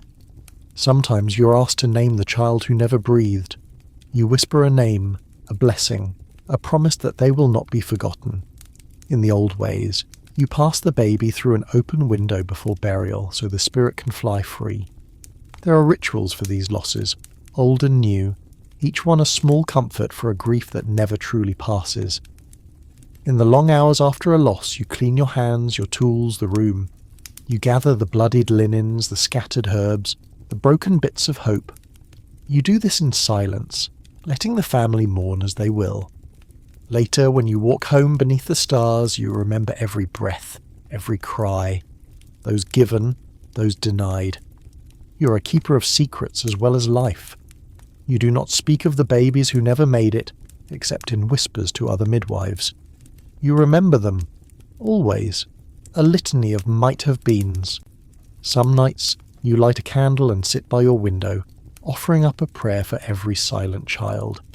You are comforted in some small way by the knowledge that you tried, that you always try, no matter how slim the odds. There are superstitions around these deaths, of course. Some families believe a silent birth means a curse, a warning, a sign of misfortune to come. Others believe the child's soul will watch over the family, a guardian angel in the next world. You say what is needed, offer what comfort you can. Sometimes, all you can do is listen. You see too how these moments ripple through the community. There are fewer births than there should be, more small graves in the churchyard than you can bear to count. Every loss is felt, every new life a cause for cautious hope. You are at the heart of it, the one who bears witness, who helps carry the weight. Some nights, when you cannot sleep, you wonder what it would be like if every birth ended in joy, if every cry was loud and strong. You know it is a dream, an impossibility, but you cling to it anyway. It is the hope that keeps you answering the door in the middle of the night, that sends you running through rain and mud, that lets you keep trying. Your own heart is shaped by these experiences. You have learned to savour the victories no matter how small. You hold on to the laughter, the smiles, the gratitude, letting them soothe the aches that never fully go away. You tell yourself that every life you save matters, that every breath is a kind of miracle. In the end, you know your role, to fight for that first breath, to comfort when it does not come, to bear witness to the joys and the sorrows alike. You're the midwife, the keeper of beginnings, and sometimes of endings. You carry the stories of every birth, every loss, and you keep going, always hoping for the next wail, the next small miracle in the candlelit dark. As you shuffle home through dawn's pale haze, your hands still smelling faintly of blood and lavender, it hits you how invisible your work truly is. Not invisible to those who need you most, the mothers whose lives dangle in the balance, the infants whose first breath you fight to summon, but invisible to almost everyone else. Society in all its noisy pride barely notices the midwife. You're a ghost on the street, your story rarely told, your labour tucked away behind shuttered windows and heavy doors. You pass the baker setting out his loaves, the market women arranging onions and cheese, the men with their sacks of flour or their boots caked in mud. To them, you are just another old woman, shuffling past with a bundle under your arm. They might nod in greeting, but their eyes slide past you, already on the next task. Sometimes, if a rumour is swirling, good or bad, they'll look a bit longer, wondering if you're the one who saved so-and-so's wife, or the one whose presence means trouble. But mostly you are part of the landscape, necessary, but not celebrated. This invisibility stings, though you pretend it doesn't. You listen to the tales spun in the tavern, stories of brave knights, cunning merchants, and holy men. No one speaks of the midwife who coaxed a breech baby into the world, who risked her life during a feverish outbreak, who sat all night holding a dying woman's hand. The world outside your cramped cottage prefers its heroes louder, flashier, preferably not women, and certainly not women whose hands are stained by both birth and death. You think sometimes about the other women whose labour is likewise unrecognised, the washerwomen with red raw knuckles, the servants up before dawn to light the fires, the mothers who go hungry so their children can eat. There's a strange solidarity among you, a nod of understanding exchanged in passing. You see it in the way they notice your limp, your tired eyes, your threadbare shawl. You hear it in the muttered advice at market. Try steeping this for cramps, or, if the little one's chest rattles, burn some thyme. You share what you know quietly, passing wisdom from hand to hand, heart to heart, in a world that rarely thanks you. Sometimes you wonder if things were ever different. Was there a time when midwives held pride of place in the village, when your knowledge was respected instead of feared?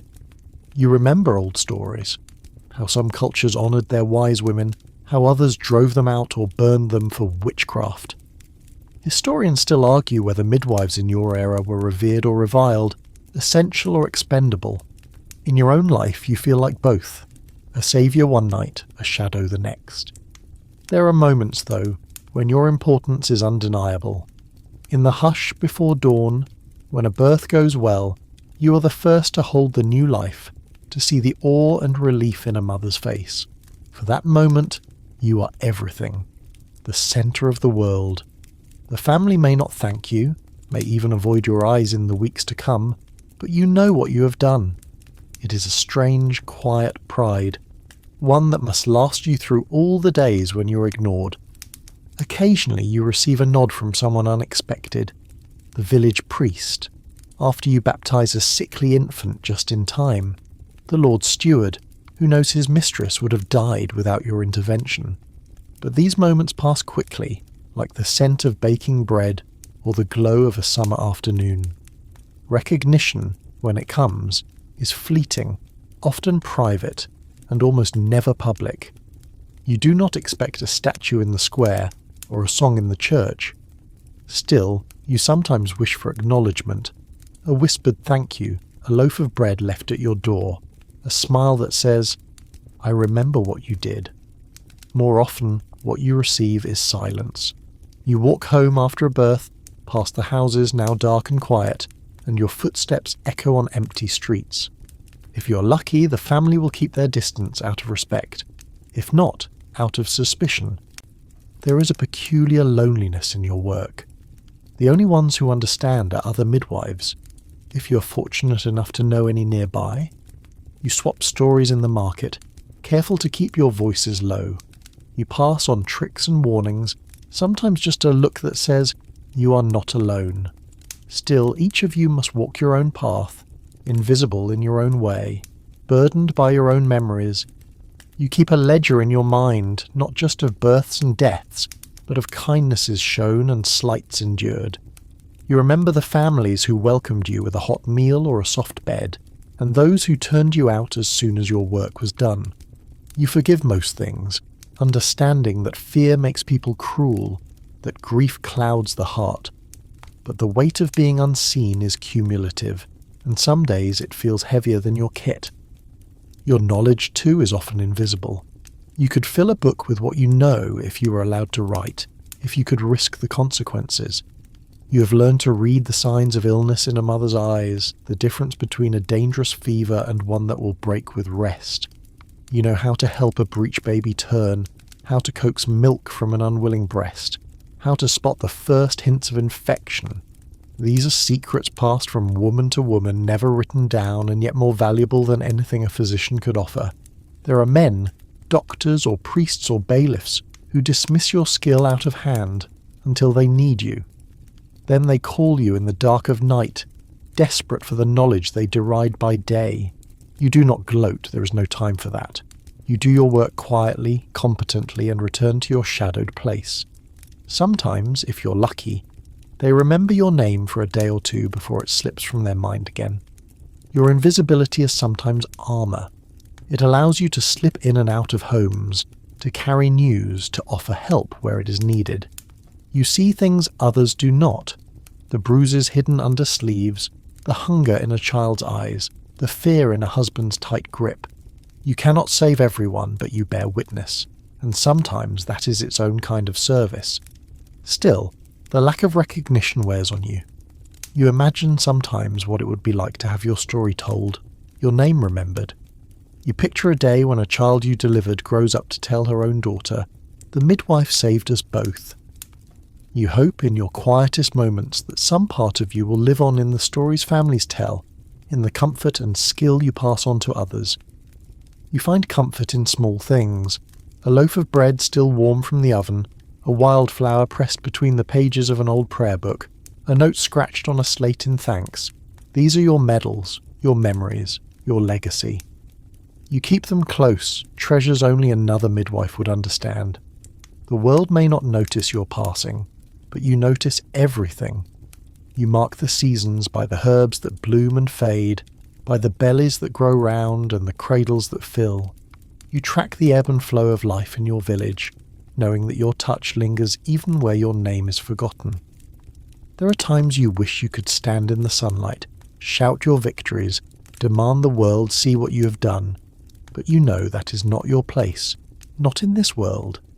You keep your head down, your heart steady, your hands always ready for the next call. You dream sometimes of a world where midwives are celebrated, where girls are taught your skills openly, where your knowledge is written down and shared, where your work is honoured in song and story. It is a foolish dream perhaps, but it is yours. On the darkest nights it keeps you going. You're not without pride, though it is a quiet, stubborn thing. You know your worth, even if others do not. You know the lives you have saved, the pain you have eased, the wisdom you carry. You may be invisible, but you are indelible, etched into the hearts and bodies of those you serve. And so you go on, one foot in front of the other, through mud and snow and rain, through the loneliness of unacknowledged work. You are the midwife, the silent architect of the village's future. You know that without you, there would be fewer children's voices, fewer mothers' smiles, fewer old women to share stories by the fire. In the end, your reward is not in recognition, but in the quiet certainty that what you do matters, even if no one ever says it aloud. You are the invisible hands that shape the world, the heartbeat beneath the village's laughter and song. You carry on, knowing that your legacy is measured not in statues or stories, but in life itself. You have walked so many streets, entered so many houses at impossible hours, and heard so many voices cry out in fear or hope. But in the end, your life, as a midwife, is lived apart. Even when you are surrounded by people, even as your hands bring life into the world, loneliness is your constant companion. You're always just outside the circle, needed but never quite belonging, familiar but somehow forever unsettling to others. It starts with the nature of your work. You're summoned for moments of pain, crisis, and intimacy. Times when other people are at their most vulnerable, their most afraid. You enter rooms that few others ever see, witness bodies and emotions laid bare. But when the crisis passes, the door is closed again, and you are ushered back into the cold, alone with your bundle and your memories. You feel the isolation in small ways first, the way conversations quiet when you approach, the nervous glances exchanged over your shoulder, the half-hearted greetings that fade into silence. You're welcome in the hour of need, but when there is laughter and feasting, you're not always invited. People find reasons. They say you are tired, that you must be busy, that it is best not to trouble you with their company. Sometimes you think they are simply afraid of what you remind them of. The thin line between life and death, the helplessness of even the strongest men and women. Children in particular are wary of you. You see it in the way they clutch their mother's skirts as you pass, or in the way they stare, wide-eyed, when you walk by. Some are fascinated, drawn by the mystery of your work. Others shrink away, whispering that you can see through walls, or turn invisible, or even talk to ghosts. You do little to discourage these rumours. It is easier, sometimes, to be feared than to be pitied. You remember, with a mix of amusement and sadness, how once a little boy threw salt behind you to keep the spirits from following. Another time, a girl pressed a wildflower into your hand, her voice trembling as she asked, "Do you keep all the babies you help?" You smiled and shook your head, but the question lingered, a reminder of how little people really understand about your world. Your solitude is both a curse and a shield. You have learned to live with your own company, to cherish the quiet hours when you can rest, read the fires dance, or tend to your herbs. You have learned to keep your thoughts to yourself, to trust your own judgment, to rely on your own hands. In a strange way, your isolation has become a source of strength, a hard-won independence that few others can claim. Yet the price is steep. There are nights when you long for the comfort of another's arms, the sound of laughter shared, the simple pleasure of belonging. You see other women gather to gossip or to work together, and you feel the ache of separation.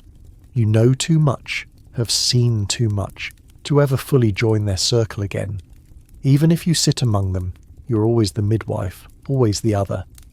There are times when you reach out, when you offer friendship or a kind word, but it is rarely reciprocated in full.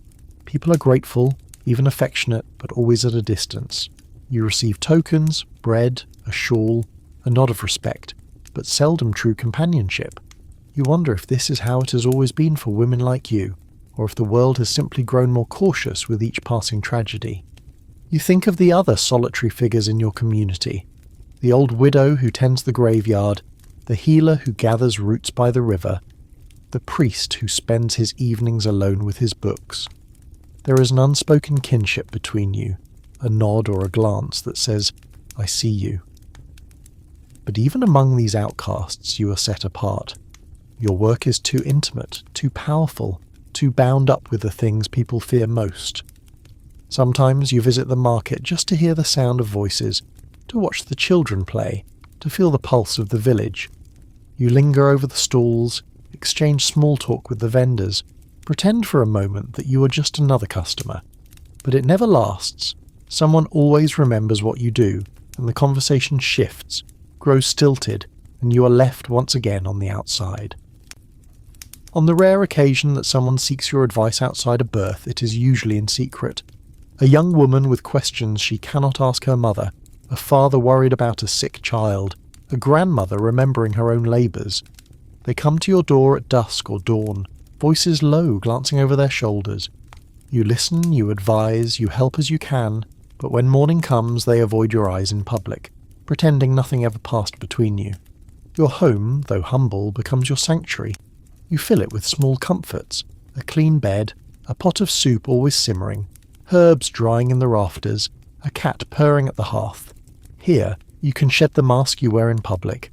Let your shoulders relax, let your mind wander to memories both sweet and bitter. You talk to yourself, to the spirits of the women who came before you, to the memories of the babies you have delivered and the mothers you have comforted. At night, when the world is quiet and your work is done, you let yourself feel the full weight of your loneliness.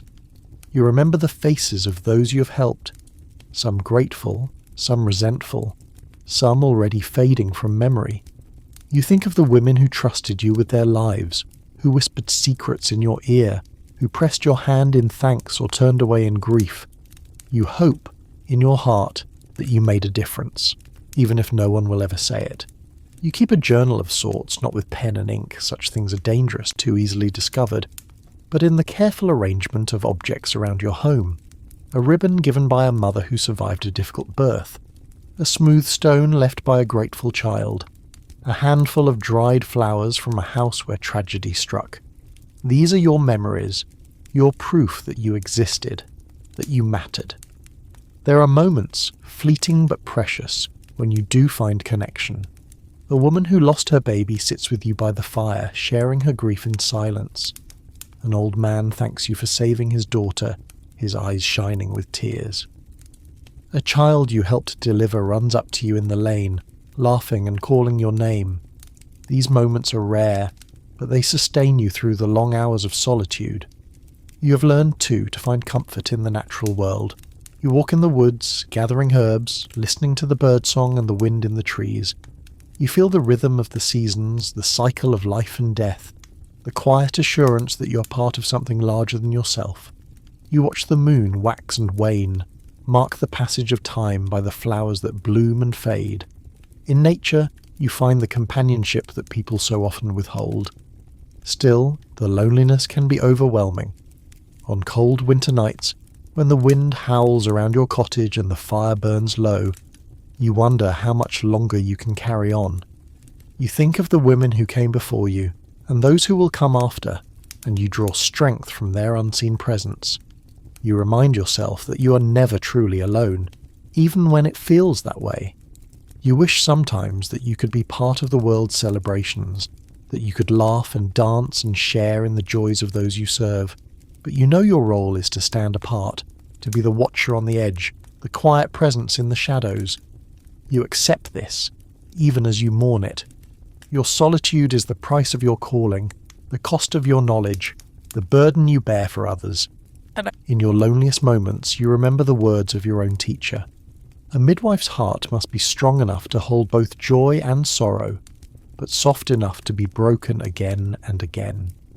You take comfort in this paradox, in the knowledge that your isolation is not a failure, but a mark of your strength and compassion. You look forward to the rare visits from other midwives, the stolen hours of laughter and shared stories, the chance to remember that you are not alone in your solitude. These meetings are precious, a balm to your weary soul. Together you recall the triumphs and the tragedies, the oddities and the everyday moments, finding comfort in the only people who truly understand. And so you continue, moving through the village as both stranger and saviour, finding meaning in the quiet moments, the whispered thanks, the fleeting connections that come and go. You are lonely, yes, but you are never without purpose. Your life is lived in the margins, but your legacy endures in every child who survives, every mother who lives to hold her baby. You're the midwife, always present, always apart, a silent witness to the most profound moments of life. Your solitude is your armour and your burden, but it is also your gift to the world. You wake every day to the same aches, your knees stiff from hours crouched at bedsides, your fingers gnarled and calloused from tying cords and mixing herbs. Time does not treat the midwife kindly. The years etch themselves into your bones, and yet there is no gentle end, no retirement, no respite promised at the journey's end. Your work continues until you can no longer walk from house to house, until your mind blurs the line between one birth and the next. It isn't only the physical exhaustion, the ceaseless demand for your presence, the expectation that you will always answer the midnight knock weighs on you. There are no holidays for the midwife, no days reserved for rest or celebration. Every feast day, every Sabbath, every cold winter's night is fair game for labour's unpredictable summons. If you are lucky, there are quiet stretches, days when the only calls are for sick children or advice about a neighbour's cough. But even in these lulls, you do not let yourself rest too deeply, because you know that at any moment a birth may begin, and you must be ready. The younger women in the village sometimes look at you with both awe and pity. They see your grey hair, your slow steps, the lines around your mouth and eyes. Some wonder why you continue, why you don't hand your duties to someone younger and stronger. But there are few willing to take your place. The knowledge you carry cannot be learned in a season or two. It is the accumulation of decades, of mistakes made and lessons painfully learned. When you try to teach what you know, many turn away, frightened by the realities of your work, the blood, the fear, the loneliness. The brave ones, those who linger to watch, are precious to you. You pour your knowledge into them, hoping that a little will take root and blossom before you are gone. There is no fixed age at which a midwife retires. Some work well into their 70s, their hands trembling but their voices steady, their knowledge revered even as their bodies betray them. Others falter earlier. A slipped step in the snow, a bad fever, the slow failing of eyesight or memory. You have seen it yourself. A midwife who suddenly cannot remember the right herb, who forgets the steps of a well-worn ritual. It terrifies you more than any illness, the thought that your mind could leave you while your body lingers on. Sometimes you wake in the night, unsure if you're needed somewhere. The habit is so ingrained that even in dreams, you hear imagined cries, feel the urgency of a family's fear pressing on your chest.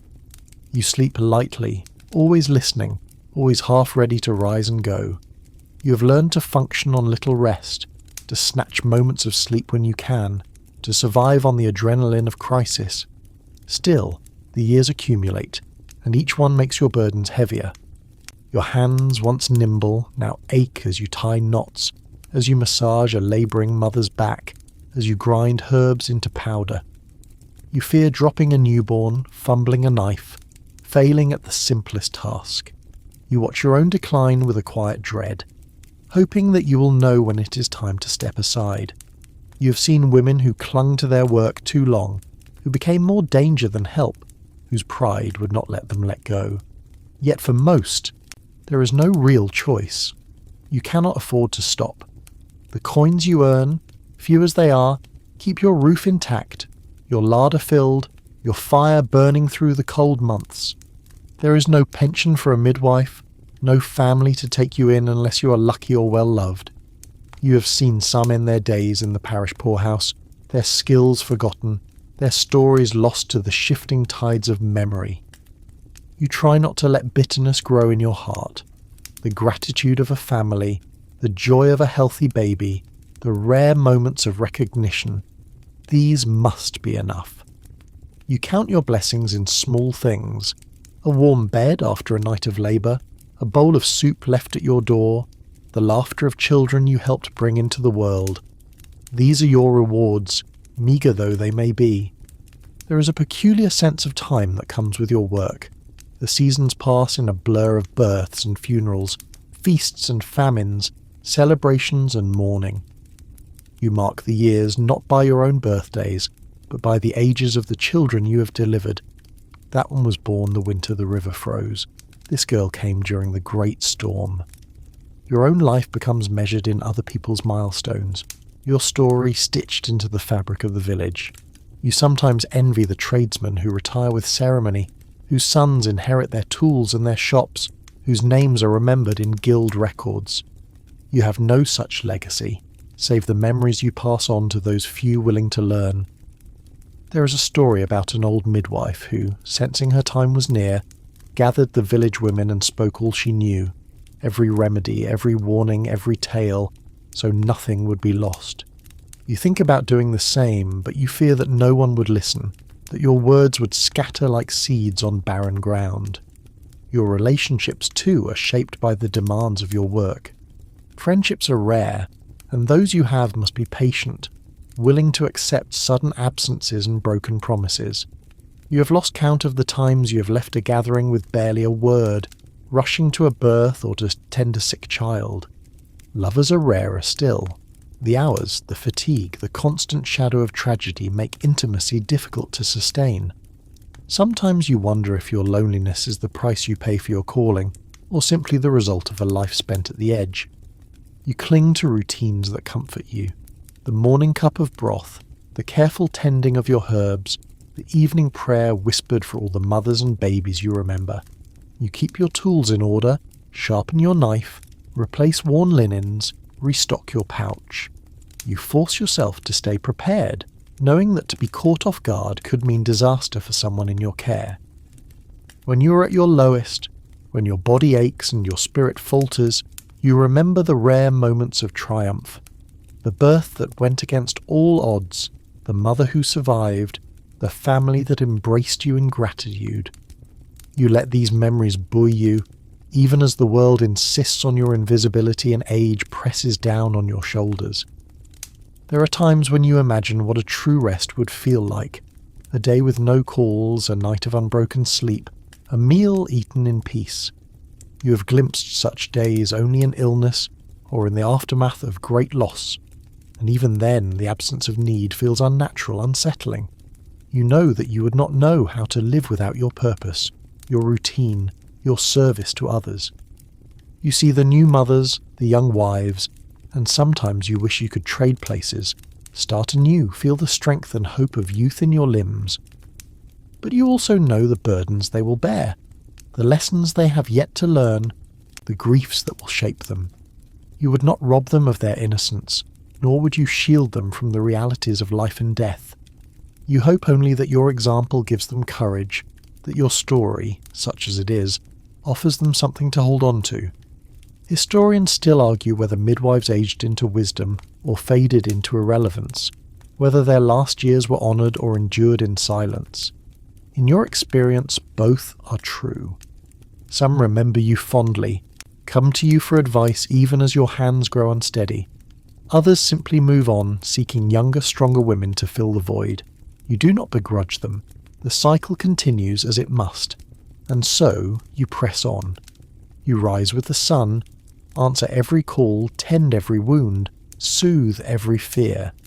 You do not know when your last birth will come, when your hands will finally fail, when your mind will falter. You only know that you will keep going as long as you're able, because there is no other path for you. In the quiet moments between calls, you pray for strength, for peace, for the grace to let go when the time is right. You hope that, when your work is done, you will be remembered with kindness, that someone somewhere will say, "She helped me. She cared. That is enough." Until then, you are the midwife, tireless, thankless, enduring. You are the quiet heart of the village, the memory keeper, the one who stays until the end. Your labour never truly ends, your watch never truly breaks, and as long as you draw breath you will answer the next call again and again, until the world grows quiet and you can rest at last. The candle gutters as you sit hunched by your hearth, weary after another long night. You find your mind turning to the strange reputation that clings to your profession, a reputation as changeable as the weather, as debated as the nature of your skills. For centuries, and in every village, midwives have walked in the space between reverence and scorn, between healer and heretic. You have felt this shifting wind every day of your life, and even now, you know that how you are seen depends less on what you do than on who is watching and what stories the world decides to tell. You have heard every rumour, every whisper. Some see you as a wise woman, one who knows the secrets of herbs and prayers, whose hands bring comfort and whose presence is a blessing. To them, the midwife is the village's shield against death, a necessary guide through the perils of childbirth. Others, though, look at you with suspicion, or even fear. They mutter about curses, about babies marked by strange birthmarks, about women who heal when they should die, and those who die despite your efforts. Historians still argue whether midwives were, at heart, respected guardians of women's mysteries, or whether they were merely tolerated for necessity's sake. Always a hair's breadth from blame or worse. Some point to records of midwives being honoured, called to the homes of the wealthy, consulted even by learned physicians. Others cite grim tales of accusations, trials and banishments. You know both are true, because you have lived them in small ways day after day. You think of the times a mother has pressed your hand and called you an angel, her voice hoarse with gratitude. You remember the thankless labours, the times a family has shunned you after tragedy, pretending not to see you at market. It is always so. If the child is strong and the mother lives, the midwife is a quiet hero. If anything goes wrong, your name is whispered with fear or anger. There are times when you have been called to the manor house, the family desperate for your skills when the physician fails. There, your knowledge is prized, at least for a moment. The gentlefolk expect miracles, and if you deliver, you are praised, fed, sent on your way with a shiny coin or a bolt of cloth. But if you fail, or if the outcome is merely ordinary, you leave by the back door, unnoticed. Even in these rarefied halls, you are both indispensable and invisible. Among the poor, you are both a comfort and a risk. They know you have knowledge they lack, and they come to you in secret, seeking help with more than just births, remedies for fevers, advice for a lost pregnancy, sometimes even the unspoken aid of a potion or tea to hasten a late period. You do what you can, but you know that, should anything go wrong, it is your door they will come to with questions and accusations. You hear stories of other midwives near and far whose reputations have swung wildly with the fates of their charges.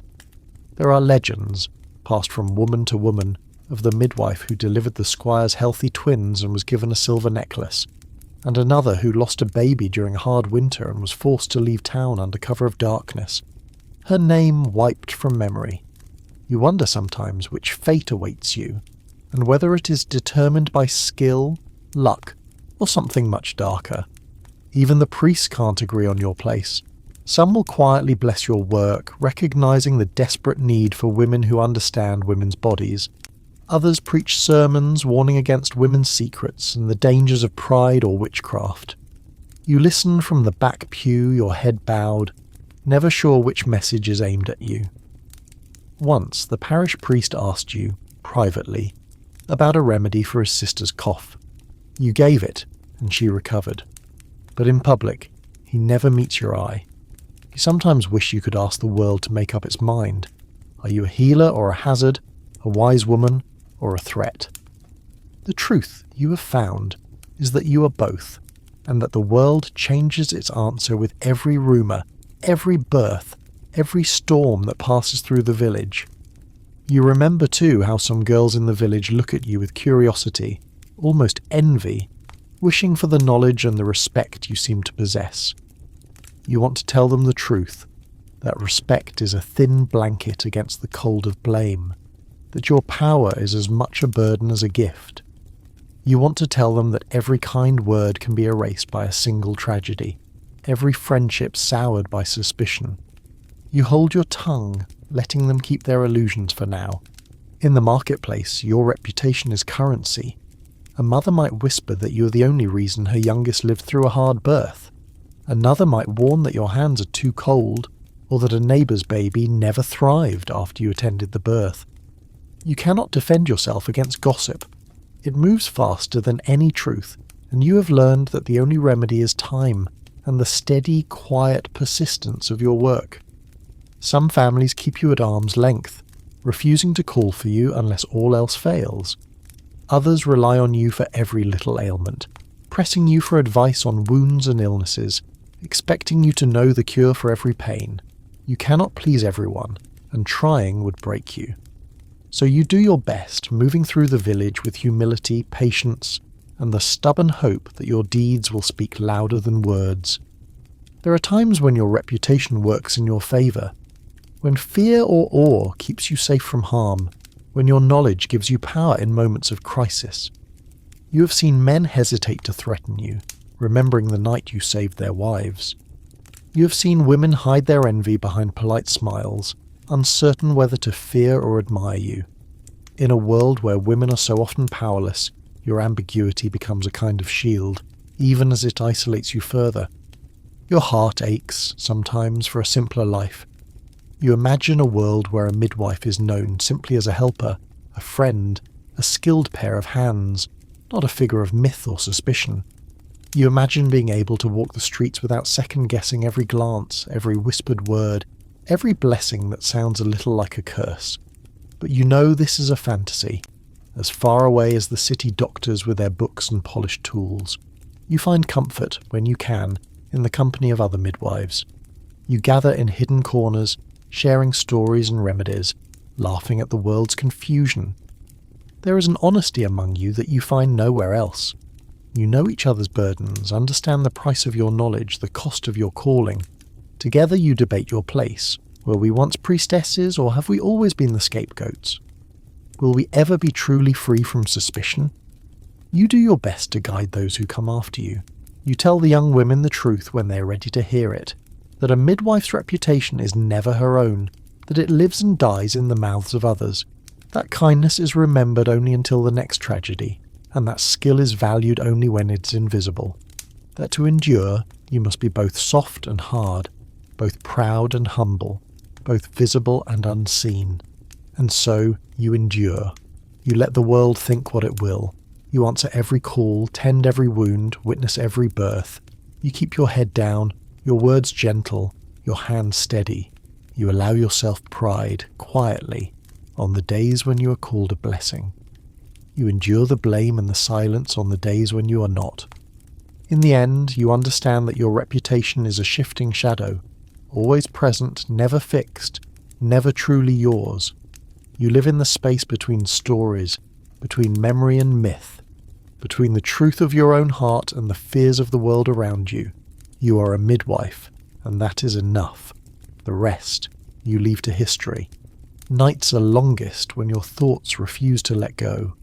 You lie awake on your narrow cot, the room thick with the scents of old herbs and wood smoke, and feel the weight of every memory, the mother's cries, the wet gasps of newborns, the silent hours after loss.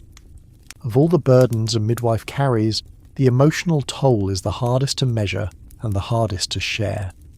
It is not the aches in your hands, nor the chill that creeps into your bones, but the sorrow, the regret, the haunting echoes that never quite leave you. You remember the first birth you ever attended, how your heart hammered in your chest and your hands shook as you followed your teacher's instructions. You remember the mother's fear, the way her husband hovered helplessly, the thick air heavy with hope and dread. You remember too the outcome, a healthy baby, a grateful family, a sense of triumph that lit you up for days. For a moment, you believed this work would be only joy, difficult, yes, but blessed, rewarded with laughter and thanks. But those early hopes didn't last. The world quickly taught you that for every joy, there are two sorrows, and for every mother who lives, another will slip away despite your efforts. The cries of pain and grief do not fade. They echo in the corners of your mind, surfacing when you least expect. It is the open, scholarly debate of your own soul. Do you remember more of the losses or the victories? Is it the failures that teach you, or do they slowly wear you down? You cannot help but replay the worst moments, the sound of a mother's last breath, the horror in a father's eyes, the helplessness that wraps you tight as a shroud when nothing more can be done. Some nights you wake gasping, convinced you hear a baby's weak wail, only to realize it is the wind rattling your shutters. You have learned, over time, to keep a brave face, to offer calm and comfort, but you know the price of that composure. You pay for it in sleeplessness, in quiet tears, in a heart bruised 1,000 times over.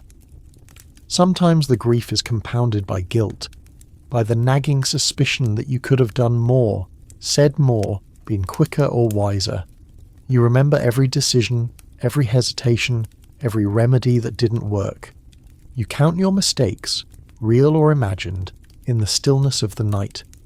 You wonder if the mothers you lost would have survived with someone else at their side, or if their fate was sealed before you ever walk through their door. It is a torment with no answer, a debate that never ends. And then there are the faces you cannot forget. The young mother, barely more than a girl, who died after a long fruitless labour, her family crumbling around her bed. The child born too early, who struggled for breath in your hands before going still. The woman whose fever you could not break despite every herb and prayer. Their stories live in you, a private book of sorrow and regret. You carry them quietly, afraid to speak their names in case it brings bad luck to your next call. Some burdens are less obvious, but just as heavy. You are the keeper of secrets, of births that came too soon, of babies born with features their fathers did not share, of mothers who whispered confessions in the darkest hour. These stories are not yours to tell, but the knowledge of them sits between your ribs, pressing down with every breath. You know too well how quickly the world turns from sympathy to suspicion, and you have learned to guard your words as fiercely as your herbs. You find yourself growing wary of joy too, of letting happiness linger for fear it will tempt fate. You celebrate quietly, if at all, when a birth goes well. A quick smile, a whispered thank you, a moment to hold the baby's small hand before moving on. You know how quickly fortune changes, how easily joy can curdle into grief. You do not want to invite the gods' jealousy, or to give hope too freely to those who do not understand the odds. Even laughter comes at a price. You have learned to tell stories, to share jokes and old wives' tales with your families, hoping to lift the darkness for a moment. But sometimes your words come back to haunt you. You said she would be fine, and now she is gone. You promised the pain would pass, but it only grew worse. The weight of these disappointments settles in your chest, a stone you carry wherever you go. You see the toll in your body too.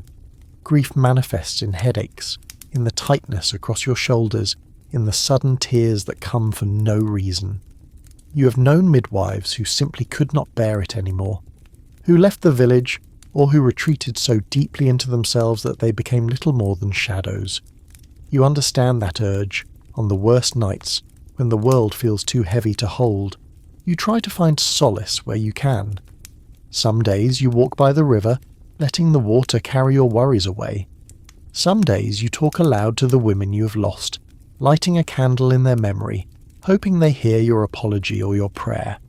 You write their names in your heart, a litany of the lost, and promise yourself to do better, to keep going, to keep caring. There are moments, though, when comfort comes unexpectedly. A child you delivered runs to you in the lane, laughter bubbling up as she calls your name. A family leaves a loaf of bread on your step, a small sign that they remember, that they are grateful. An old woman thanks you for your kindness to her daughter, her eyes bright with unshed tears. These moments do not erase the pain, but they soften it, turning the sharp edges into something almost bearable. You sometimes wonder how others manage, how the priest, the gravedigger, the village healer bear their own sorrows. You see the shadows in their faces, the heaviness in their gait, and know that you're not alone in your burden. There is comfort in that, in the knowledge that grief is not a punishment for caring, but the inevitable price of loving and losing. You speak with other midwives when you can and share your stories. There is a relief in being understood, in knowing that your sorrow is not unique, that others carry the same burdens. You laugh together, weep together, remind each other that what you do matters, even when it feels as if the world does not care. You are wary too of letting your heart grow too hard. You have seen midwives who become cold, who shut themselves off from the pain, who treat every birth as a transaction and every death as inevitable. You fear that path, fear losing the softness that lets you comfort, the kindness that makes you human. You force yourself to feel, even when it hurts, because you know the cost of indifference is too high. You learn over time to create small rituals to help you bear the weight. A prayer whispered for every mother lost, a candle lit for every child gone too soon. You keep tokens in a box by your bed, ribbons, dried flowers, a scrap of linen from a family who thanked you in their darkest hour. These are your reminders that you have made a difference, however small. Historians still argue about the emotional lives of women like you. Were medieval midwives hardened by necessity, or secretly tormented by their work? Did they find comfort in their communities, or were they always outsiders, carrying grief alone? You know that the answer is as complicated as your own heart. There are days when you feel strong and proud, and days when you feel hollowed out by sorrow. There are nights when you are comforted by the memory of a life saved, and nights when you are haunted by the lives you could not save. You try to teach those who come after you to care for themselves as well as for others. You tell them to talk, to share, to seek comfort in whatever ways they can. You tell them that it is not weakness to weep, that tears are the mark of a heart still capable of love. You hope they will listen, that they will find ways to bear the burden without losing themselves.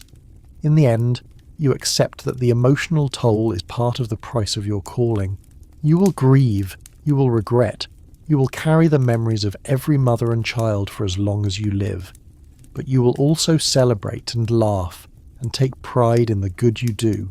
You will keep going because you must, because there is always another birth, another need, another chance to help. And because, despite everything, you still believe in the value of your work and in the quiet, stubborn hope that you can make a difference, even if only for a moment. The seasons turn as they always do, and the faces in your village change with the years. Some of the babies you delivered now walk past you in the lanes, taller than their mothers, some already married and expecting children of their own. You watch the cycles repeat: birth, growth, marriage, more birth.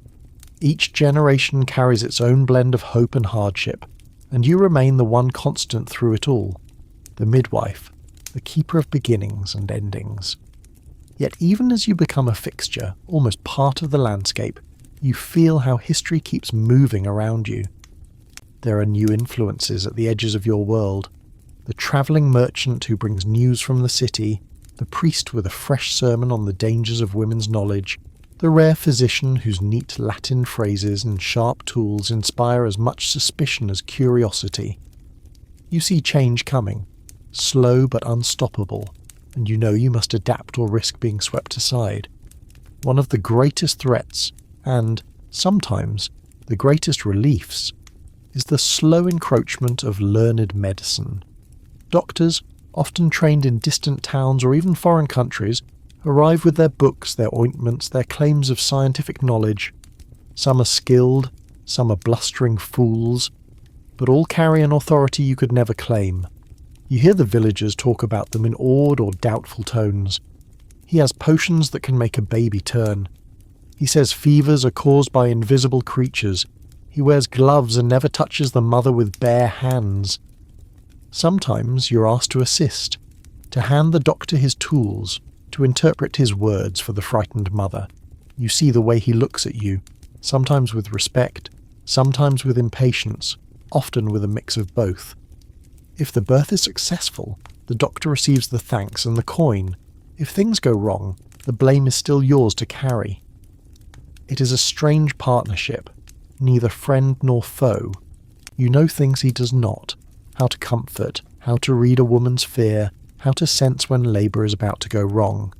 He knows things you do not, new herbs, new methods, new theories about the body. There is tension in these moments, but also opportunity.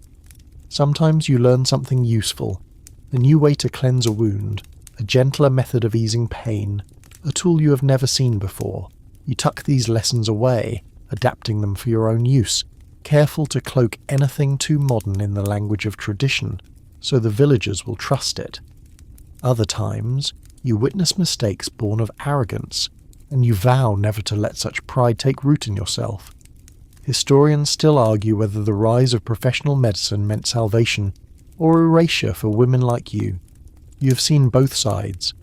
Some midwives are pushed aside, accused of ignorance or witchcraft, left to fade into poverty or obscurity. Others adapt, working in uneasy tandem with doctors, finding ways to blend old wisdom with new science. You know that survival depends on humility, on your willingness to keep learning, to let go of what no longer serves, to fight for your place in a world that is changing faster than you would like. There are times when the new ways frighten you. You hear stories from the city, of hospitals where women are strapped to beds, of doctors who perform surgeries you can barely imagine, of deaths blamed on the very hands meant to heal. You wonder what will happen to the gentle rituals, the soothing songs, the belief in the power of touch. You fear a world where birth becomes a matter of charts and rules, not trust and intuition, but you're not entirely without hope. You see young women, curious, bold, eager to learn, watching both you and the doctor with open eyes. You take them aside when you can, teaching them the old ways, how to read the signs in a mother's body, how to comfort with voice and hands, how to honour the sacredness of birth even when the world insists on seeing it as just another medical event. You tell them to be wary of pride, to remember that every life is different, that no amount of science will ever replace the need for care and compassion. You have seen some doctors try to learn from you, to ask about the herbs you use or the prayers you whisper. These rare partnerships bring a flicker of hope, a sense that the gap between old and new might one day be bridged. You dream of a time when women's knowledge is written down, studied, respected. You imagine a world where midwives and doctors work side by side, each honouring what the other brings. But you are also realistic. You know that for many the march of progress means the loss of everything you know. The new ways do not always respect the old. There are laws being passed. Some say, soon, only licensed doctors will be allowed to attend births, and midwives will be forbidden or strictly controlled. You feel the ground shifting beneath your feet, and you wonder how much longer you will be able to do your work in your own way. You worry about the stories that will be lost, the remedies that will vanish, the rituals that will become mere curiosities in a scholar's book. You try to write some things down, or pass them along to younger women, but you know that much will slip away. The knowledge you hold is lived, not written, and much of it cannot be explained, only shown, only felt. You see the villagers struggle with change too. Some embrace the new medicine, grateful for anything that promises to lessen the danger and pain. Others cling to you, to the familiar, to the comfort of a face they have known since childhood. The old fears remain, but so does the old trust. You do your best to serve both, to reassure without deceiving, to guide without insisting. It is a delicate balance, and sometimes you fail.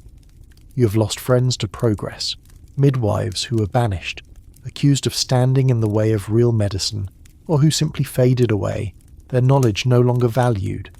You honour them in your own quiet way, lighting a candle for them on cold nights, remembering their laughter and their lessons. You tell their stories to the young women who come to you, hoping that something will last, that some thread of memory will remain unbroken. You have become, in your own lifetime, a bridge between two eras. You're the last of the old midwives and perhaps the first of the new, though you're never quite sure which world you belong to. You find yourself at the heart of history's turning, and though it is a lonely place, it is also a place of quiet pride. You have seen what was, and you glimpse what could be. You hold both in your heart. On the hardest days you worry that you will be forgotten, that your life's work will vanish into silence. But on the best days, you see that nothing is ever truly lost. The hands you have guided, the wisdom you have shared, the lives you have touched, these endure even as the world changes. The stories may change, but the heart of your work remains. You make your peace with change as best you can. You keep learning, keep teaching, keep caring. You let go of what must be let go, and you hold on to what matters. You stand in the middle of history's current, both witness and participant, both memory and hope. And you trust somehow that the work of the midwife, the calling to comfort, to heal, to hold the line between life and death, will survive in some form, as long as there are women who care and hands willing to help. You are the midwife. You have survived the old world and you will face the new. In the space between, you leave your mark, not in books or monuments, but in lives, in memories, in the quiet persistence of care. On a damp, chilly morning, you rise with aching bones and an ache in your heart that matches the heaviness in the sky. The world outside is changing faster than you ever imagined possible. In the hush before dawn, as you light your small fire and set water to boil, you realize just how much of your own life is already slipping into the realm of memory, folklore, and fading tradition. You tie your shawl around your shoulders, fingers working by habit, and take comfort in small rituals. Your home is as humble as ever, walls thick with soot, the bed narrow but tidy, shelves lined with the remnants of 100 stories. There are herbs drying in the rafters, a child's drawing pinned crookedly by the hearth, a box of trinkets, ribbons, buttons, pebbles, all gifts from grateful families. Each object is a fragment of your history, a testament to the lives you've touched and the centuries of midwives before you. The outside world, however, feels more distant with each passing year. There are more men in fine coats coming through the village, scribes, priests and doctors who speak of regulation, proper records and modern hygiene. You hear the talk of laws that might soon require all births to be attended by licensed men, and you know what that means. An end to your craft, your calling, your way of life. You meet other midwives whenever you can, swapping news and warnings over strong tea or watery ale. Some are bitter, others resigned, a few almost hopeful. "They'll need us again when the doctors make their first mistake," one says with a wry grin. "There's no law can teach a man to sit through 3 days of labour and hold his tongue," laughs another. You cling to these moments of camaraderie, the sense that you're not entirely alone as the old world falls away. Still, there is a slow, relentless grief. You mourn the rituals left behind, the blessing whispered as the baby crowns, the song sung as the first bath is drawn, the way a mother's mother and her sisters would crowd the bed with stories and laughter. Now, families are told to keep quiet, to let the men work, to trust the new science even when it feels cold and distant. You're asked to stand in the corner, or outside, waiting to be called only if something goes wrong. Some villagers grumble about these changes, missing the warmth and familiarity of your presence. Others, swept up by the promise of progress, look at you with gentle pity or sharp impatience. You are tolerated, sometimes respected, sometimes merely endured. The gratitude you once received is now tinged with apology, as if kindness itself has become a luxury no one can afford. And yet, you are still needed, even if only in secret. Young wives come to you at dusk, seeking advice about their bodies, their fears, their hopes for children. Women whisper your name when they need help that a doctor cannot or will not provide. A soothing touch, a remedy for a troubled pregnancy, a sympathetic ear. You find yourself the keeper of secrets as much as ever, your role as confidant unaltered by the changing winds of history. In the quiet of your home, you feel the old ways pulling at you. You tend your garden, coaxing stubborn roots from tired soil. You brew the teas your mother taught you, grind the powders, stir the old salves. You recite prayers, half for comfort, half for habit, each one a thread connecting you to the women who came before. Sometimes as you sit by the fire, you imagine them there with you, hands folded in their laps, faces wise and lined, a silent lineage that stretches back beyond memory. Historians still argue about the end of women's medicine, whether midwives were truly replaced or whether their wisdom lingered, disguised in the language of science and progress. You have your own answer. As long as babies are born and mothers fear for their lives, there will always be a place for women who know, who care, who can sit in silence and bear witness to pain. Your own end approaches quietly. You are more tired, more forgetful. You drop things. Your knees no longer carry you so far or so quickly. You wake with the sun but sometimes struggle to rise. On the worst days, you imagine simply closing your eyes and letting the world continue without you. But every time you think of giving up, there is another knock at your door, another woman in need. You are sometimes surprised by the gratitude you still find, even in a world that seems to have moved on. A mother leaves a basket of apples. A child you delivered years ago brings a drawing. An old friend presses your hand and says, "I wouldn't have survived without you." It isn't the praise you once hoped for, but it is real, and it is enough. You do not fear the end, not really. You have seen too much of death to be frightened by it. If anything, you worry only that what you know will die with you, so you pass it on, every lesson, every story, every whispered secret to anyone who will listen. You encourage the curious girls, the cautious daughters, the mothers who want more than what the new world offers. Even as you fade from the centre of things, you continue to teach, to comfort, to care. On a last golden afternoon, you sit outside your cottage and let the sunlight warm your face. You listen to the sounds of children playing, to the low hum of women's voices from a nearby garden, to the steady pulse of life that continues as it always will. You are at peace, knowing that you have done your part, that your legacy lives in every life you have touched. As dusk falls and the world grows quiet, you light one last candle. You offer a prayer, not for yourself, but for those who will come after. May your hands be steady, your heart gentle, your spirit unbroken. You hope, as every midwife hopes, that the line will not be broken, that the knowledge will survive, that the work will go on. You close your eyes, comforted by the thought that, though your life was brutal and often unrewarded, it was not wasted. The world may not remember your name, but it will remember your care. Word count 2160. 300-word wind down. Now let your breathing slow. Let your thoughts drift, like mist across the fields outside your window. Picture the midwife's cottage, small, warm, safe, nestled beneath a sky dusted with stars.